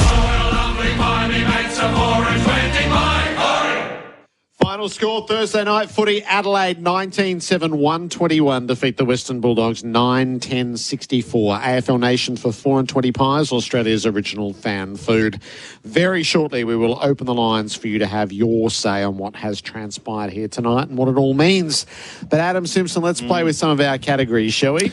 Most flexible player for Cooper's Animal Health. Flip it with Flexol. Yeah, I didn't see a lot of oral lice, sheep lice treatment. Sorry, man. I just didn't see a lot of flexibility from both teams tonight. Dawson's probably the only one I saw as a midfielder go forward, so he's going to get a few of these, but we'll give it to him. The tackler of the game for Bar Crusher Boats, Australia's ultimate fishing weapon. Ed Richards had 9 tackles, so Just pure volume. We'll give it to him. The growth player for Nutrient Water, your irrigation, pump and filtration specialists. Now, I like this kid, Zach Taylor. I think he's still pretty young. I think every possession he has does damage. You know, he's had 17 possessions, kicked the 2 goals, 5 inside 50s. So he doesn't waste too much. So I'll give it to him.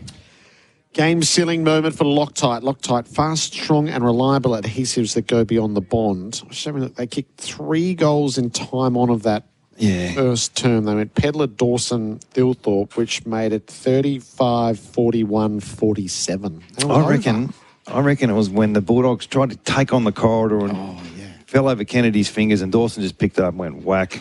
Yep. And that, for me, unfortunately for everyone here, was the end of the game. Loctite adhesives beyond the bond. Who ran the most kilometres tonight? OMF, better sleep for better recovery at the home of mattress, bedroom, bedding and furniture. Yep, Neil Bullen. Now, just going to see what possession rate was. Oh, no.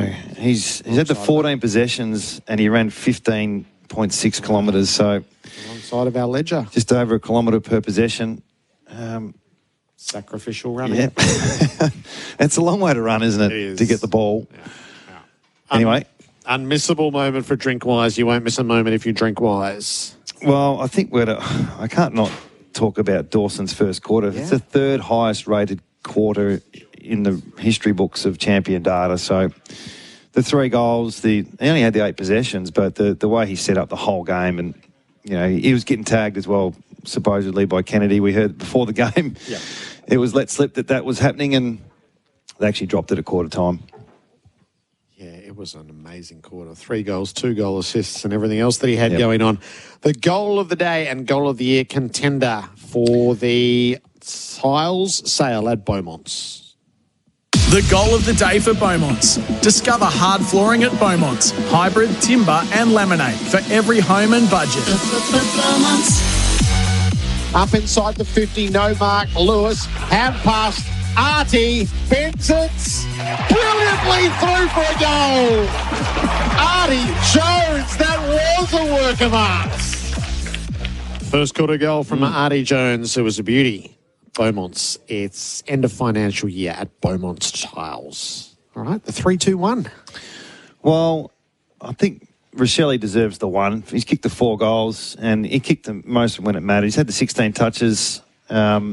Just a pretty complete game from him. So you can't get, too far wrong if you're kicking 4. So he gets the 1. I think Berry was just slipped under the guard a little bit today. He's had 11 clearances, 29 possessions, 17 contested. So he's having a good season. I'm not sure if it's all Australian, but it's a much improved year for him. So he gets the 2 votes, and then Dawson was probably the easiest of the year. He's had the 32 possessions. He's got the triple-double. He's had 17 contested, 12 score involvements, and 6 intercept possessions with the 3 goals. So, he's almost double the next player in terms of ratings individually. And I think everyone connected to the game is proud of what he's doing this year and living through trauma and the adversity that we all know he's going through, and to play like that, very, very special. 3 to Dawson, 2 to Berry, 1 to Rochelle. The Crows by 57 points. So let's just close here, Simo. You can set the tone for our callers. How concerning for the Dogs was that? I'm intrigued about what the response is going to be from Luke, and he doesn't berate his players too often. He sort of just tips his hat on most occasions as he's going into his press conference now. So I suppose the callers, what do you want to hear from your coach to get them going for the rest of the year? They've been pretty brave the last couple of weeks. We've been pretty happy with them. So is this just one of those ones we've heard coaches say this year, Jared, where, well, that was just a bad one. We'll move on pretty quick. We can't be up all the time. One of those conversations, or is there going to be a sense of honesty and reality about what happened tonight? All right. So what do you think? One more before the bye. You might conclude that they were completely gassed from the set of close games, but their faults are really clear, and when they come undone big, and that's why they're not a contender. Yeah, you can't. Looking at tonight, I mean, it's not Darcy. Although they weren't effective in the front half, it's their back half, and when the mids are off a little bit, the backs are off a lot. Yeah, and that's very familiar. Yes. This is a year-on-year pattern. This is not week-on-week. No, I think it's been... Everyone openly knows that's the the kryptonite for the Bulldogs is their talls. I mean, it was 15-1 contested marks there at one stage throughout the night. I didn't worry about the last 10 minutes. That was complete junk time. But when you have one contested mark for 3.5 quarters, there's something wrong with your talls. And English was probably the front line of his form tonight. Was a little bit off, I thought. And they need him playing well. So they give back plenty of the credits that they had built up, and their problem is their percentage, which falls further to 90%. So wherever they finish, they're going to be at the bottom of their group, because as the season goes on, you're not going to recoup that to any large degree. Just on the talls, I mean, O'Donnell's 197, but Buku's Karmas is 191. Caulfield's 191, and you go against a Thilthorpe is 201 centimetres. There's just a weight division difference there, and the best teams have good key tall forwards, and that's just a hole in their list at the moment. Terrific, Simo. Thank you. Enjoy the rest of your weekend. I might see you on Saturday at crunch time. Excellent. 1300 736 736 to join John Donohue and have your say on what's transpired tonight. The Crows by 57 points as we take our final break for Bendix. When it comes to breaking, Bendix are the best. Put your foot down with confidence. Bendix breaks. This is AFL Nation for 4 and 20 Pies, Australia's favourite fan food.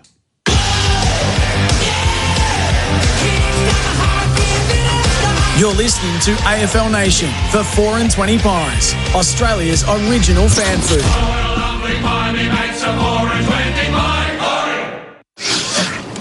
2026 is the year to upgrade to your ultimate fishing weapon. And Bar Crusher, Australia's leading fishing boat builder, has the perfect weapon for you. Come see for yourself and check out the most advanced plate aluminium fishing boats on the market with industry-leading design excellence and quality. Find Bar Crusher boats at Bar Crusher Melbourne on Quality Drive, Dandenong.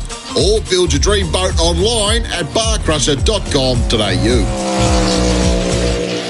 Australia's #1 Kia dealership is Werribee Kia, and they make buying cars easy. The end of financial year sale is on now with great Kia savings across the range. All in-stock K4s come with 3 years free scheduled servicing, a $1,000 fuel card and a free accessory pack. But you must mention me, Dwayne Russell, at the time of purchase. Say you're a Dwayne's World listener, and it's only at Werribee Kia. Werribee Kia, Old Geelong Road, Hoppers Crossing, or werribeekia.com.au, LMCT 114.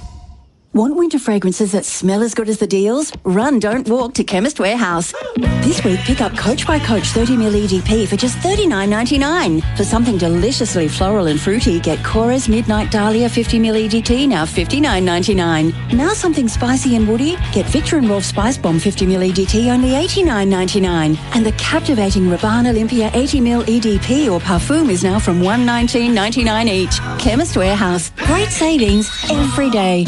Melbourne and Geelong, Sexyland is your trusted adult products destination. With 11 stores across the region, we offer Australia's largest range of adult products. Shop confidently in-store, open late 7 days a week, or order online with 2-hour delivery across Melbourne and Geelong. Whether it's choice, convenience or privacy, we've got you covered. Visit your local store today or shop online at sexyland.com.au. Take me now, Sexyland.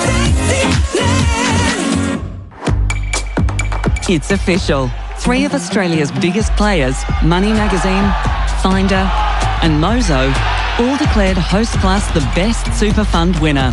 That's 3 big wins for your super. 3 from 3. That's a plus. Awards and ratings are only one factor to consider. Issued by Host Plus Pty Limited. General advice only. Consider the PDS and TMD on our website before deciding. Search Compare Host Plus today. It's the end of another financial year at Beaumont Tiles, and that means up to 26% off selected wall and floor tiles in the latest styles. Oh, I love what you've done with the place. You better be quick. They're flying out the door. T's and C's and exclusions apply. With a motto like success through service, it's no wonder Alex Scott and staff deliver winning results. Servicing Gippsland since 1886, they're your local experts in livestock, rural property and real estate. Alex Scott and staff, Gippsland born and bred. Visit alexscott.com.au. In this week's Round 14 edition of the Metricon AFL Record, we meet the new legend and the 6 new members of the Australian Football Hall of Fame, headlined by Gary Ablett Jr. and Dustin Fletcher. In the SEN Hot Take, David King has some harsh harsh words for his old club, North Melbourne. And we look at a huge Friday night clash between the Cats and the Suns. The Metricon AFL Record, Round 14 edition. Jam-packed with footy content and just $6 at all games. Can't get there? Visit aflrecord.com.au to grab your copy. Gear up for Australia's greatest sporting rivalry as Ampol State of Origin returns to Melbourne with Game 2 kicking off on Wednesday, June 17. Don't miss the intensity of Origin as it descends on the iconic MCG where the Blues and Maroons battle in front of the Melbourne faithful. Whether you're a die-hard NRL fan or a footy first-timer, this is your chance to witness the rivalry live. Secure your tickets today at nrl.com/tickets. Ampol State of Origin. Nothing like it.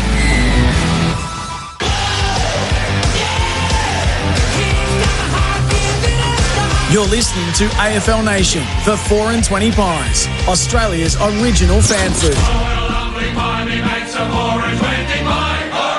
Welcome everyone, Thursday night post-game here at Marvel Stadium, and it was the Crows in emphatic fashion by 57 points over the Western Bulldogs, who we all had probably a bit higher hopes for on a Thursday night. Adelaide 19-7-121 to 9-10-64. Rory Laird with 35 disposals. Jordan Dawson with one of the games of his life. 32 disposals, 7 clearances and 3 goals on the night. He had the third highest rated first quarter of all time. It was just remarkable to see how he went about it.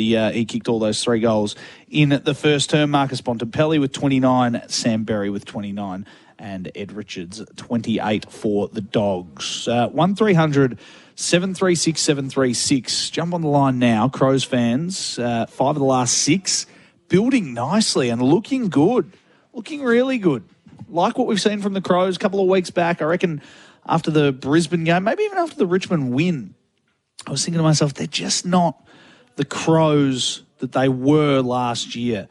And probably since then, since the Brisbane loss, where they got beaten by 52 points, they have just made every post a winner. A 1-point win over Port, 37 over Richmond, 68 over the Kangaroos. Lost to Hawthorn, by 9, and then beat Geelong by a point. And now the Dogs by 57. They are building very nicely and hitting their straps at a great time of year. So 5 of the last 6, they'll be up to, I think, 5th on the live ladder as we have a look at this year's ladder.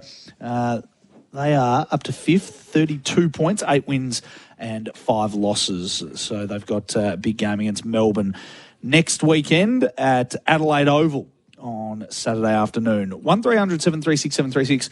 Are the Crows back? Are they a legitimate premiership contender? Still got guys to come back into the lineup as well. Takes Walker, a couple others throughout, but they impressed me tonight. They looked really strong the way they went about it from start to finish, and away from home against an opponent that had been just about turning their form around and looking good over the last couple of weeks. They belted them in that first quarter. They belted them. It was all over by quarter time.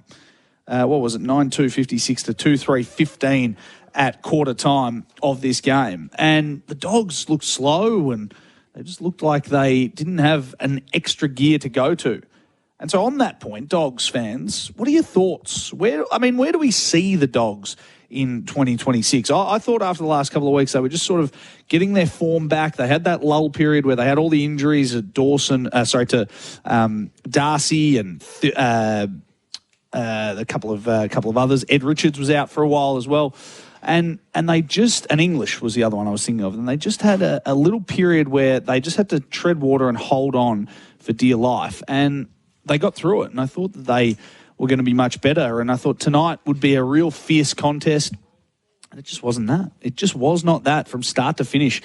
They were belted. It was a 4-quarter performance from the Crows. And it just goes to show that the Doggies just may be the up and down team of season 2026. And maybe they need Zach Butters more than we actually think, because they're not getting, well, let's be honest, Treloar's probably on his last season of footy. He looked a bit proppy and slow out there. Liberatore's got his injury issues and also is the wrong side of the age ledger. And they just need a little bit of help in there for Bontempelli. Kennedy has his moments where he can get busy. Sanders as well, young kid, needs some support.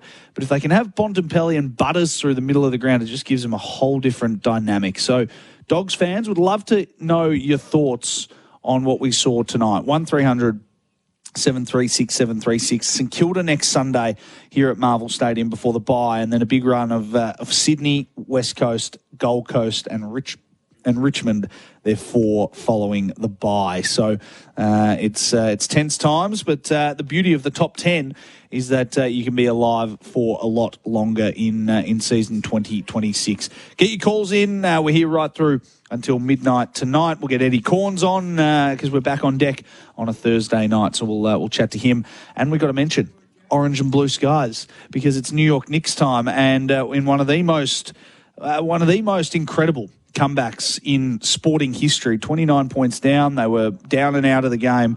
My beloved New York Knicks got the job done in Game 4 of the NBA Finals. They lead 3-1, 107-106 over the San Antonio Spurs, and life is good. One win away from a championship. They go back to San Antonio on Sunday. So what a day Sunday is. 10:30 a.m. Game 5 of the NBA Finals, 2 p.m.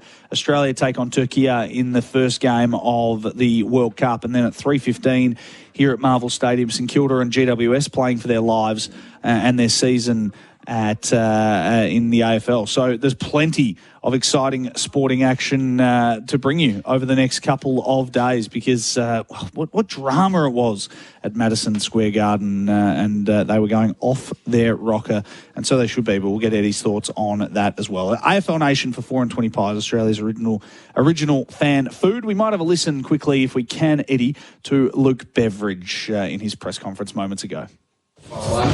Luke, what was the most disappointing part of that first quarter from your perspective? The scoreline. The way it got, how did it get there? What was the most frustrating part, the way it got there?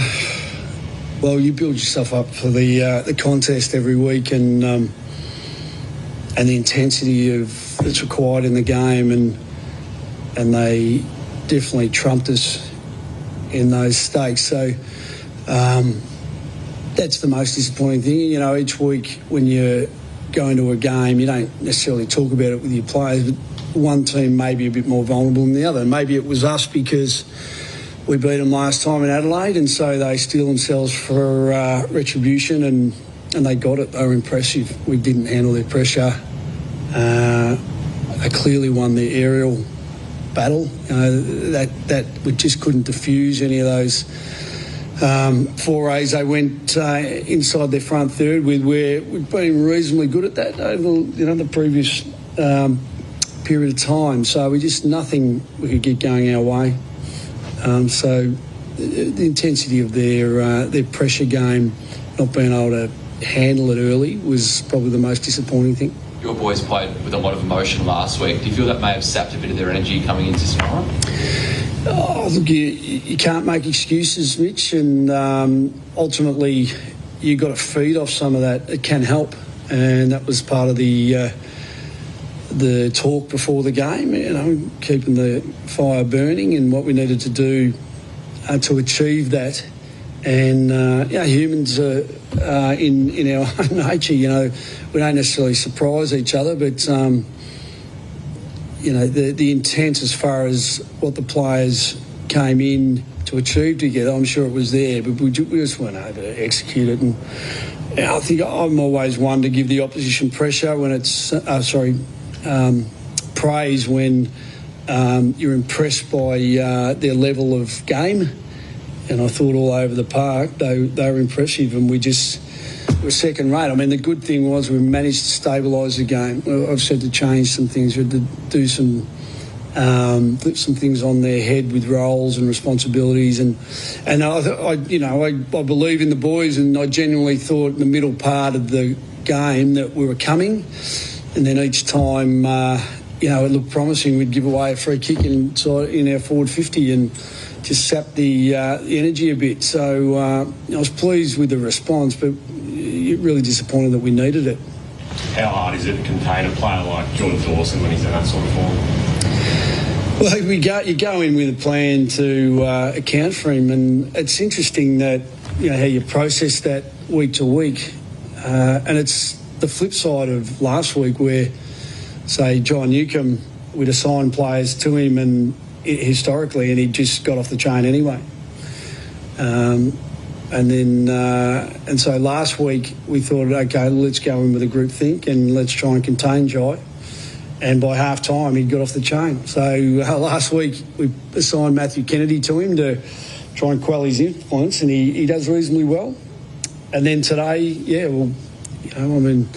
Matt was assigned to Jordan in that first quarter, and it's not all on Matt. Everyone needs to help him, but he ran rampant. So it's the flip side of something that works sometimes and doesn't at others. So sometimes it's damned if you do and damned if you don't. So as a collective, we got better at that, but Jordan Dawson's an outrageously good player. So what were some of the conversations at quarter time to try to absorb that and trying to get back into the game? How did you try and break it down at quarter time to try and tell the players that there was still opportunities if they were prepared to work hard enough? Well, you've got to stay calm. I mean, there's 3 quarters left. It's a decent margin, but you can eat away at it, and that's the main message. So then you go to the building blocks to do that. And, the players knew that there was aspects of what they were and weren't doing that could improve, and so then you just start chipping away. And as I said, we did different things by design, and some of them looked okay, but ultimately, when you look through the game and who you recognise, I mean, it just comes up all Adelaide Crows. They were too good for us.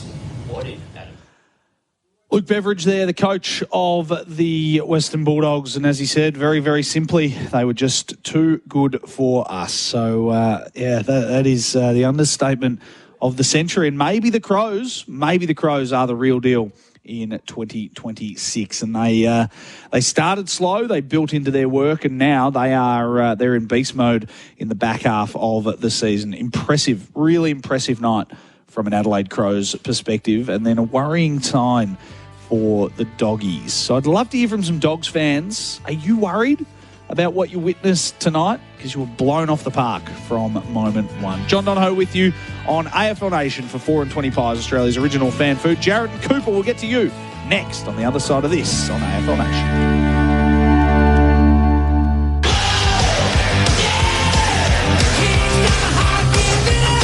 You're listening to AFL Nation for 4 and 20 Pies, Australia's original fan food. Gear up for Australia's greatest sporting rivalry as Ampol State of Origin returns to Melbourne with Game 2 kicking off on Wednesday, June 17. Don't miss the intensity of Origin as it descends on the iconic MCG where the Blues and Maroons battle in front of the Melbourne faithful. Whether you're a die-hard NRL fan or a footy first-timer, this is your chance to witness the rivalry live. Secure your tickets today at nrl.com/tickets. Ampol State of Origin. Nothing like it.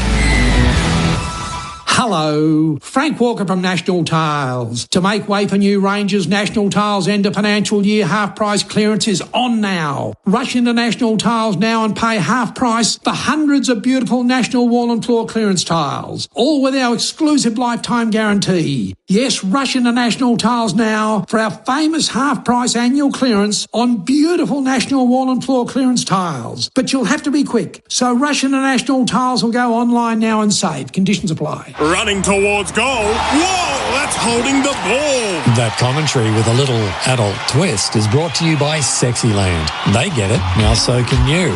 Right to the final siren. Australia's biggest range of sexy costumes, lingerie, couples toys and fun gifts and games for adults. Sexyland. 11 stores in Melbourne, including Geelong and new store in Seaford. Open till midnight, 7 days a week, or shop online for 2-hour delivery.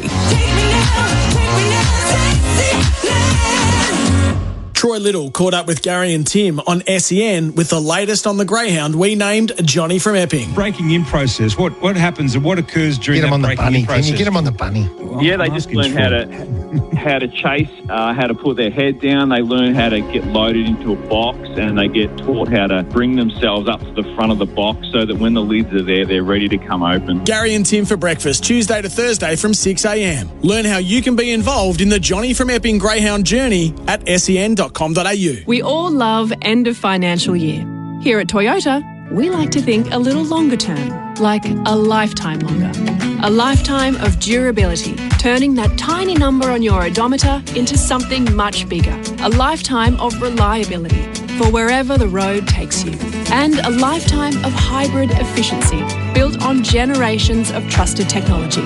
Value for a lifetime starts this tax time at your local Toyota dealership. Oh, what a feeling. Toyota. This is not a travel ad. It's not a golf ad. It's not even about spending more time with your family. This is an ad for CMAT Australia 2026 because better operations give you time and money back. You'll see the latest in automation, watch live demonstrations and meet the suppliers shaping the industry. Plus experience the Australian Forklift Championships live. CMAT Australia, June 23 to 25, Melbourne Convention and Exhibition Centre. Register now at cmat.com.au. That's CEMAT.com.au. Oi, tradies, what would you do with 22 paid hours off? 22 hours of non-stop golf? Nice shot. Fishing trip at the top end? Straight to the pub to shout the bar? Thrive has smart software built for small business that can save you 22 hours a week on boring admin. To celebrate, they're giving it back with the Better Things to Do competition. Win 22 paid hours plus $7,000 spending money. To enter, tell us what you do at thryv.com.au. T's and C's apply. At Bunnings Trade, no matter where you are, we're here to help. We have trade specialists in store dedicated to you and your trade. Whether it's sourcing supplies, quoting on jobs, or arranging delivery direct to site. And our builders team with dedicated account managers has got you covered at every building stage, from the front fence to the back gate. Plus, you can call our Trade Assist team on 134872 for quick quotes on a wide range of supplies, saving you time and hassle. Bunnings Trade. Helping business is our trade. G'day, it's Bharat Sundaresan. Check out the Stumps and Bumps podcast as Eric Bischoff. Yes, that Eric Bischoff and I talk all things cricket and wrestling. Subscribe today and listen on the SEN app. Everyone, if you're joining us for the first time, John Donohue with you at Marvel Stadium. It was the Crows by 57 points over the Dogs, 19-7, 121 to 9-10, 64. 5 of the last 6 for Adelaide now, and they are well and truly building nicely into the back half of this season as they look for top 4 now. Aspirations are up to 5th on the ladder, and they are within touching distance of Geelong and Hawthorn in 3rd and 4th. And then obviously a couple of games behind Sydney and Freo, who are sitting pretty on top and you'd imagine won't be dethroned by any time soon. So top 3, top 4 is a very live possibility for Adelaide. Melbourne next week for them. And for the Dogs, well, they're slipping ever so slightly. They were coming in off a 3-game winning streak. They've got St Kilda here at Marvel next Sunday afternoon. And I tell you what, that game, depending on how the Saints go this Sunday, could be a real do-or-die matchup here at Marvel. So it's all starting to come together in terms of ladder and wildcard setup and positionings over the next couple of weeks. We're going to see a bit of movement between 7th and 10th over the next couple of weeks. 1300 736 736 0433 98 11 16 if you want to weigh in. Dogs fans, are you nervous? Are you worried about what you witnessed tonight? And if there are any Crows fans out there tuning in, get on the line, give us a call, give your team a little bit of love because they've been magnificent over the last 5 or 6 weeks, and they are genuinely right into this season. So 8 wins, 5 losses now, 32 points. They are looking very impressive, and maybe next year they add a Zach Bailey and they go to a new level in 2027. But they're well and truly in the premiership hunt this year. The Dogs aren't, though. It feels like they're just their talent isn't holding up at the moment. Forward line good, midfield good. Defence needs a little bit of work, but the Zach Butters drums continue to build, I guess, over the next couple of months. Let's get to your calls because Jared and Cooper have been waiting really patiently. Jared on the road is going to kick us off about the Western Bulldogs. Good day, Jared. Yeah, g'day, mate. I was just at the game there, and I was very impressed by the way Adelaide transitioned the ball. The worst part is I think that Adelaide got on top in the ruck, and like Tim English, like massive hoo-ha, essentially. Like, we don't win unless we got Tim English. Tim English got towed up. Now, we didn't have the midfield to go with that. So, like, how do we counteract that with our defence? Like, I love the Zach Butters. I would love Zach Butters. But if we do not get some key backs, we are really, like, up the duff, if you know what I mean. Like, what are your thoughts? Yeah, I was just having a chat off air to our man Eddie back in the studio, who's going to join me on the program in a little bit in a short period of time, and we were talking about that. Butters is nice to have, but their midfield is probably the least of their worries of what they've got coming through. They can cover that. Bontempelli and Kennedy and Richards is a nice little midfield and a pretty talented midfield, but. Yeah, they need a key back, and it feels like Jordan Butts is the one for them that they should really be going hard at. They went hard at Wilkie last year, threw millions at him, and they couldn't get him. But yeah, they need a key back who's reliable and strong that can hold up for them, because O'Donnell has his moments. Buku just not having the year that he had last year, that sort of had him thinking about a move potentially to Carlton and other teams sort of big time into him. And then obviously they throw Selwood down there as well, and they just got a few different combinations, Lob, and I just wonder whether Lob's not really that suited to a key defensive role. So it's a little bit of a sort of patchwork quilt. They throw a few different punches down there, but yeah, I think they need a stay-at-home key back who's going to influence the contest and stop other teams scoring. That's the thing. I think we do need someone who is that quilt, that cover that just covers down back. But who is that? Like, if we can't offer that much to Wilkie. We tried to, but like, who's the next? Is it Jordan Butts? Who is it? Is it someone who may not be able to cover that front line as good, but like, is it someone who will hold the fort down? Do you know what I mean? Like, it's just that difficult in between, like, who are we going for really? Because we need someone, but who is it? Yeah, it's a good question. I think Butts is the name that gets thrown out there because, there's connections to Victoria and all that sort of stuff. So whether he's the option, who knows? I reckon a Charlie Ballard could be taken out of the Gold Coast. But again, is he a key back, or is he a rebounding defender? And, he's again another one nice to have who can't get into the Gold Coast side at the moment. So yeah, they don't grow on trees, these gun key backs. And, the Dogs are so well set up forward of the footy. They're so well set up in the middle that they've just missed out ever so slightly on having that reliable key defender that they can get their hands on. So it's a good point you make, Jared, and I'll be interested to see which way they go. There's players that spill out everywhere at different footy clubs. But yeah, maybe Butts or a Charlie Ballard is an option that they can explore in the off season. Thanks for your call, Jared. Appreciate that. Safe travels home for you. Let's get to Cooper, who's also on the road, wants to talk about the Doggies. Coop, go ahead. Yeah. How you going, John? Good, mate. Good. Yeah, just very disappointing tonight, but I think a few 6-day breaks, the team's been up and about, and you're always down for a loss. But the first quarter was just disgraceful. Like, if you're going to come out like that, you're going to lose to any side in the AFL. So that was terrible. But going on that, what Jared was just saying about English. English is our most important player, but when he plays like that, that is why we get panned.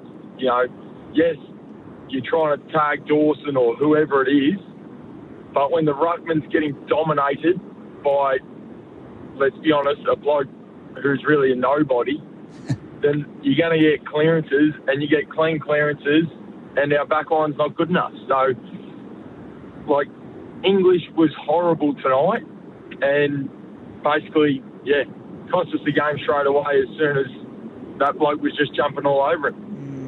What's the alternative, though, Cooper? I mean, you saw life a couple of weeks ago without Tim English, and it didn't look great.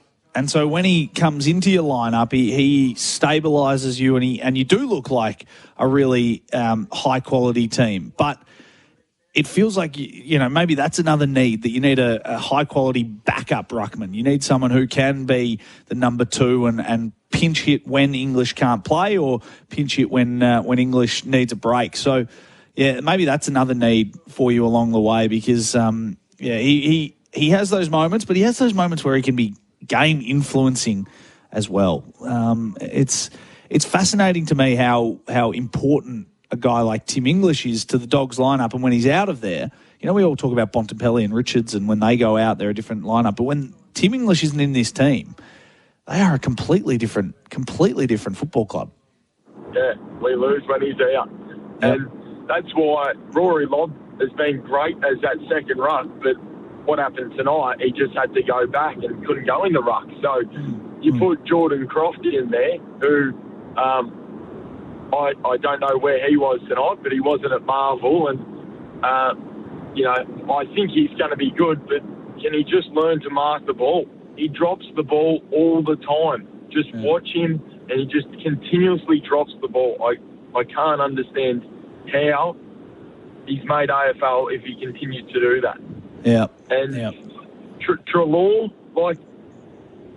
I know he's been a great player for GWS, Collingwood and us, but Beveridge can't keep playing this bloke.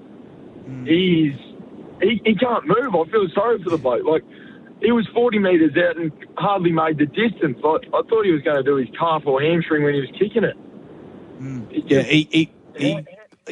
To put it bluntly, Cooper, I'll clean it up slightly. He looks like he's got a pole up his backside, when he waddles around out there, and he is just going at sort of 50%, I reckon, Adam Treloar. I think it's pretty clear that Adam Treloar's probably, maybe this is his last year, and maybe he can eke out one more, but from what we saw tonight, I mean, he spent 26 minutes on the bench in that third quarter on the bike, on the stationary bike in between the benches, and he wasn't injured. He just didn't get picked, and he just didn't get put on. So, I mean, that might be a telling sign for Adam Treloar, but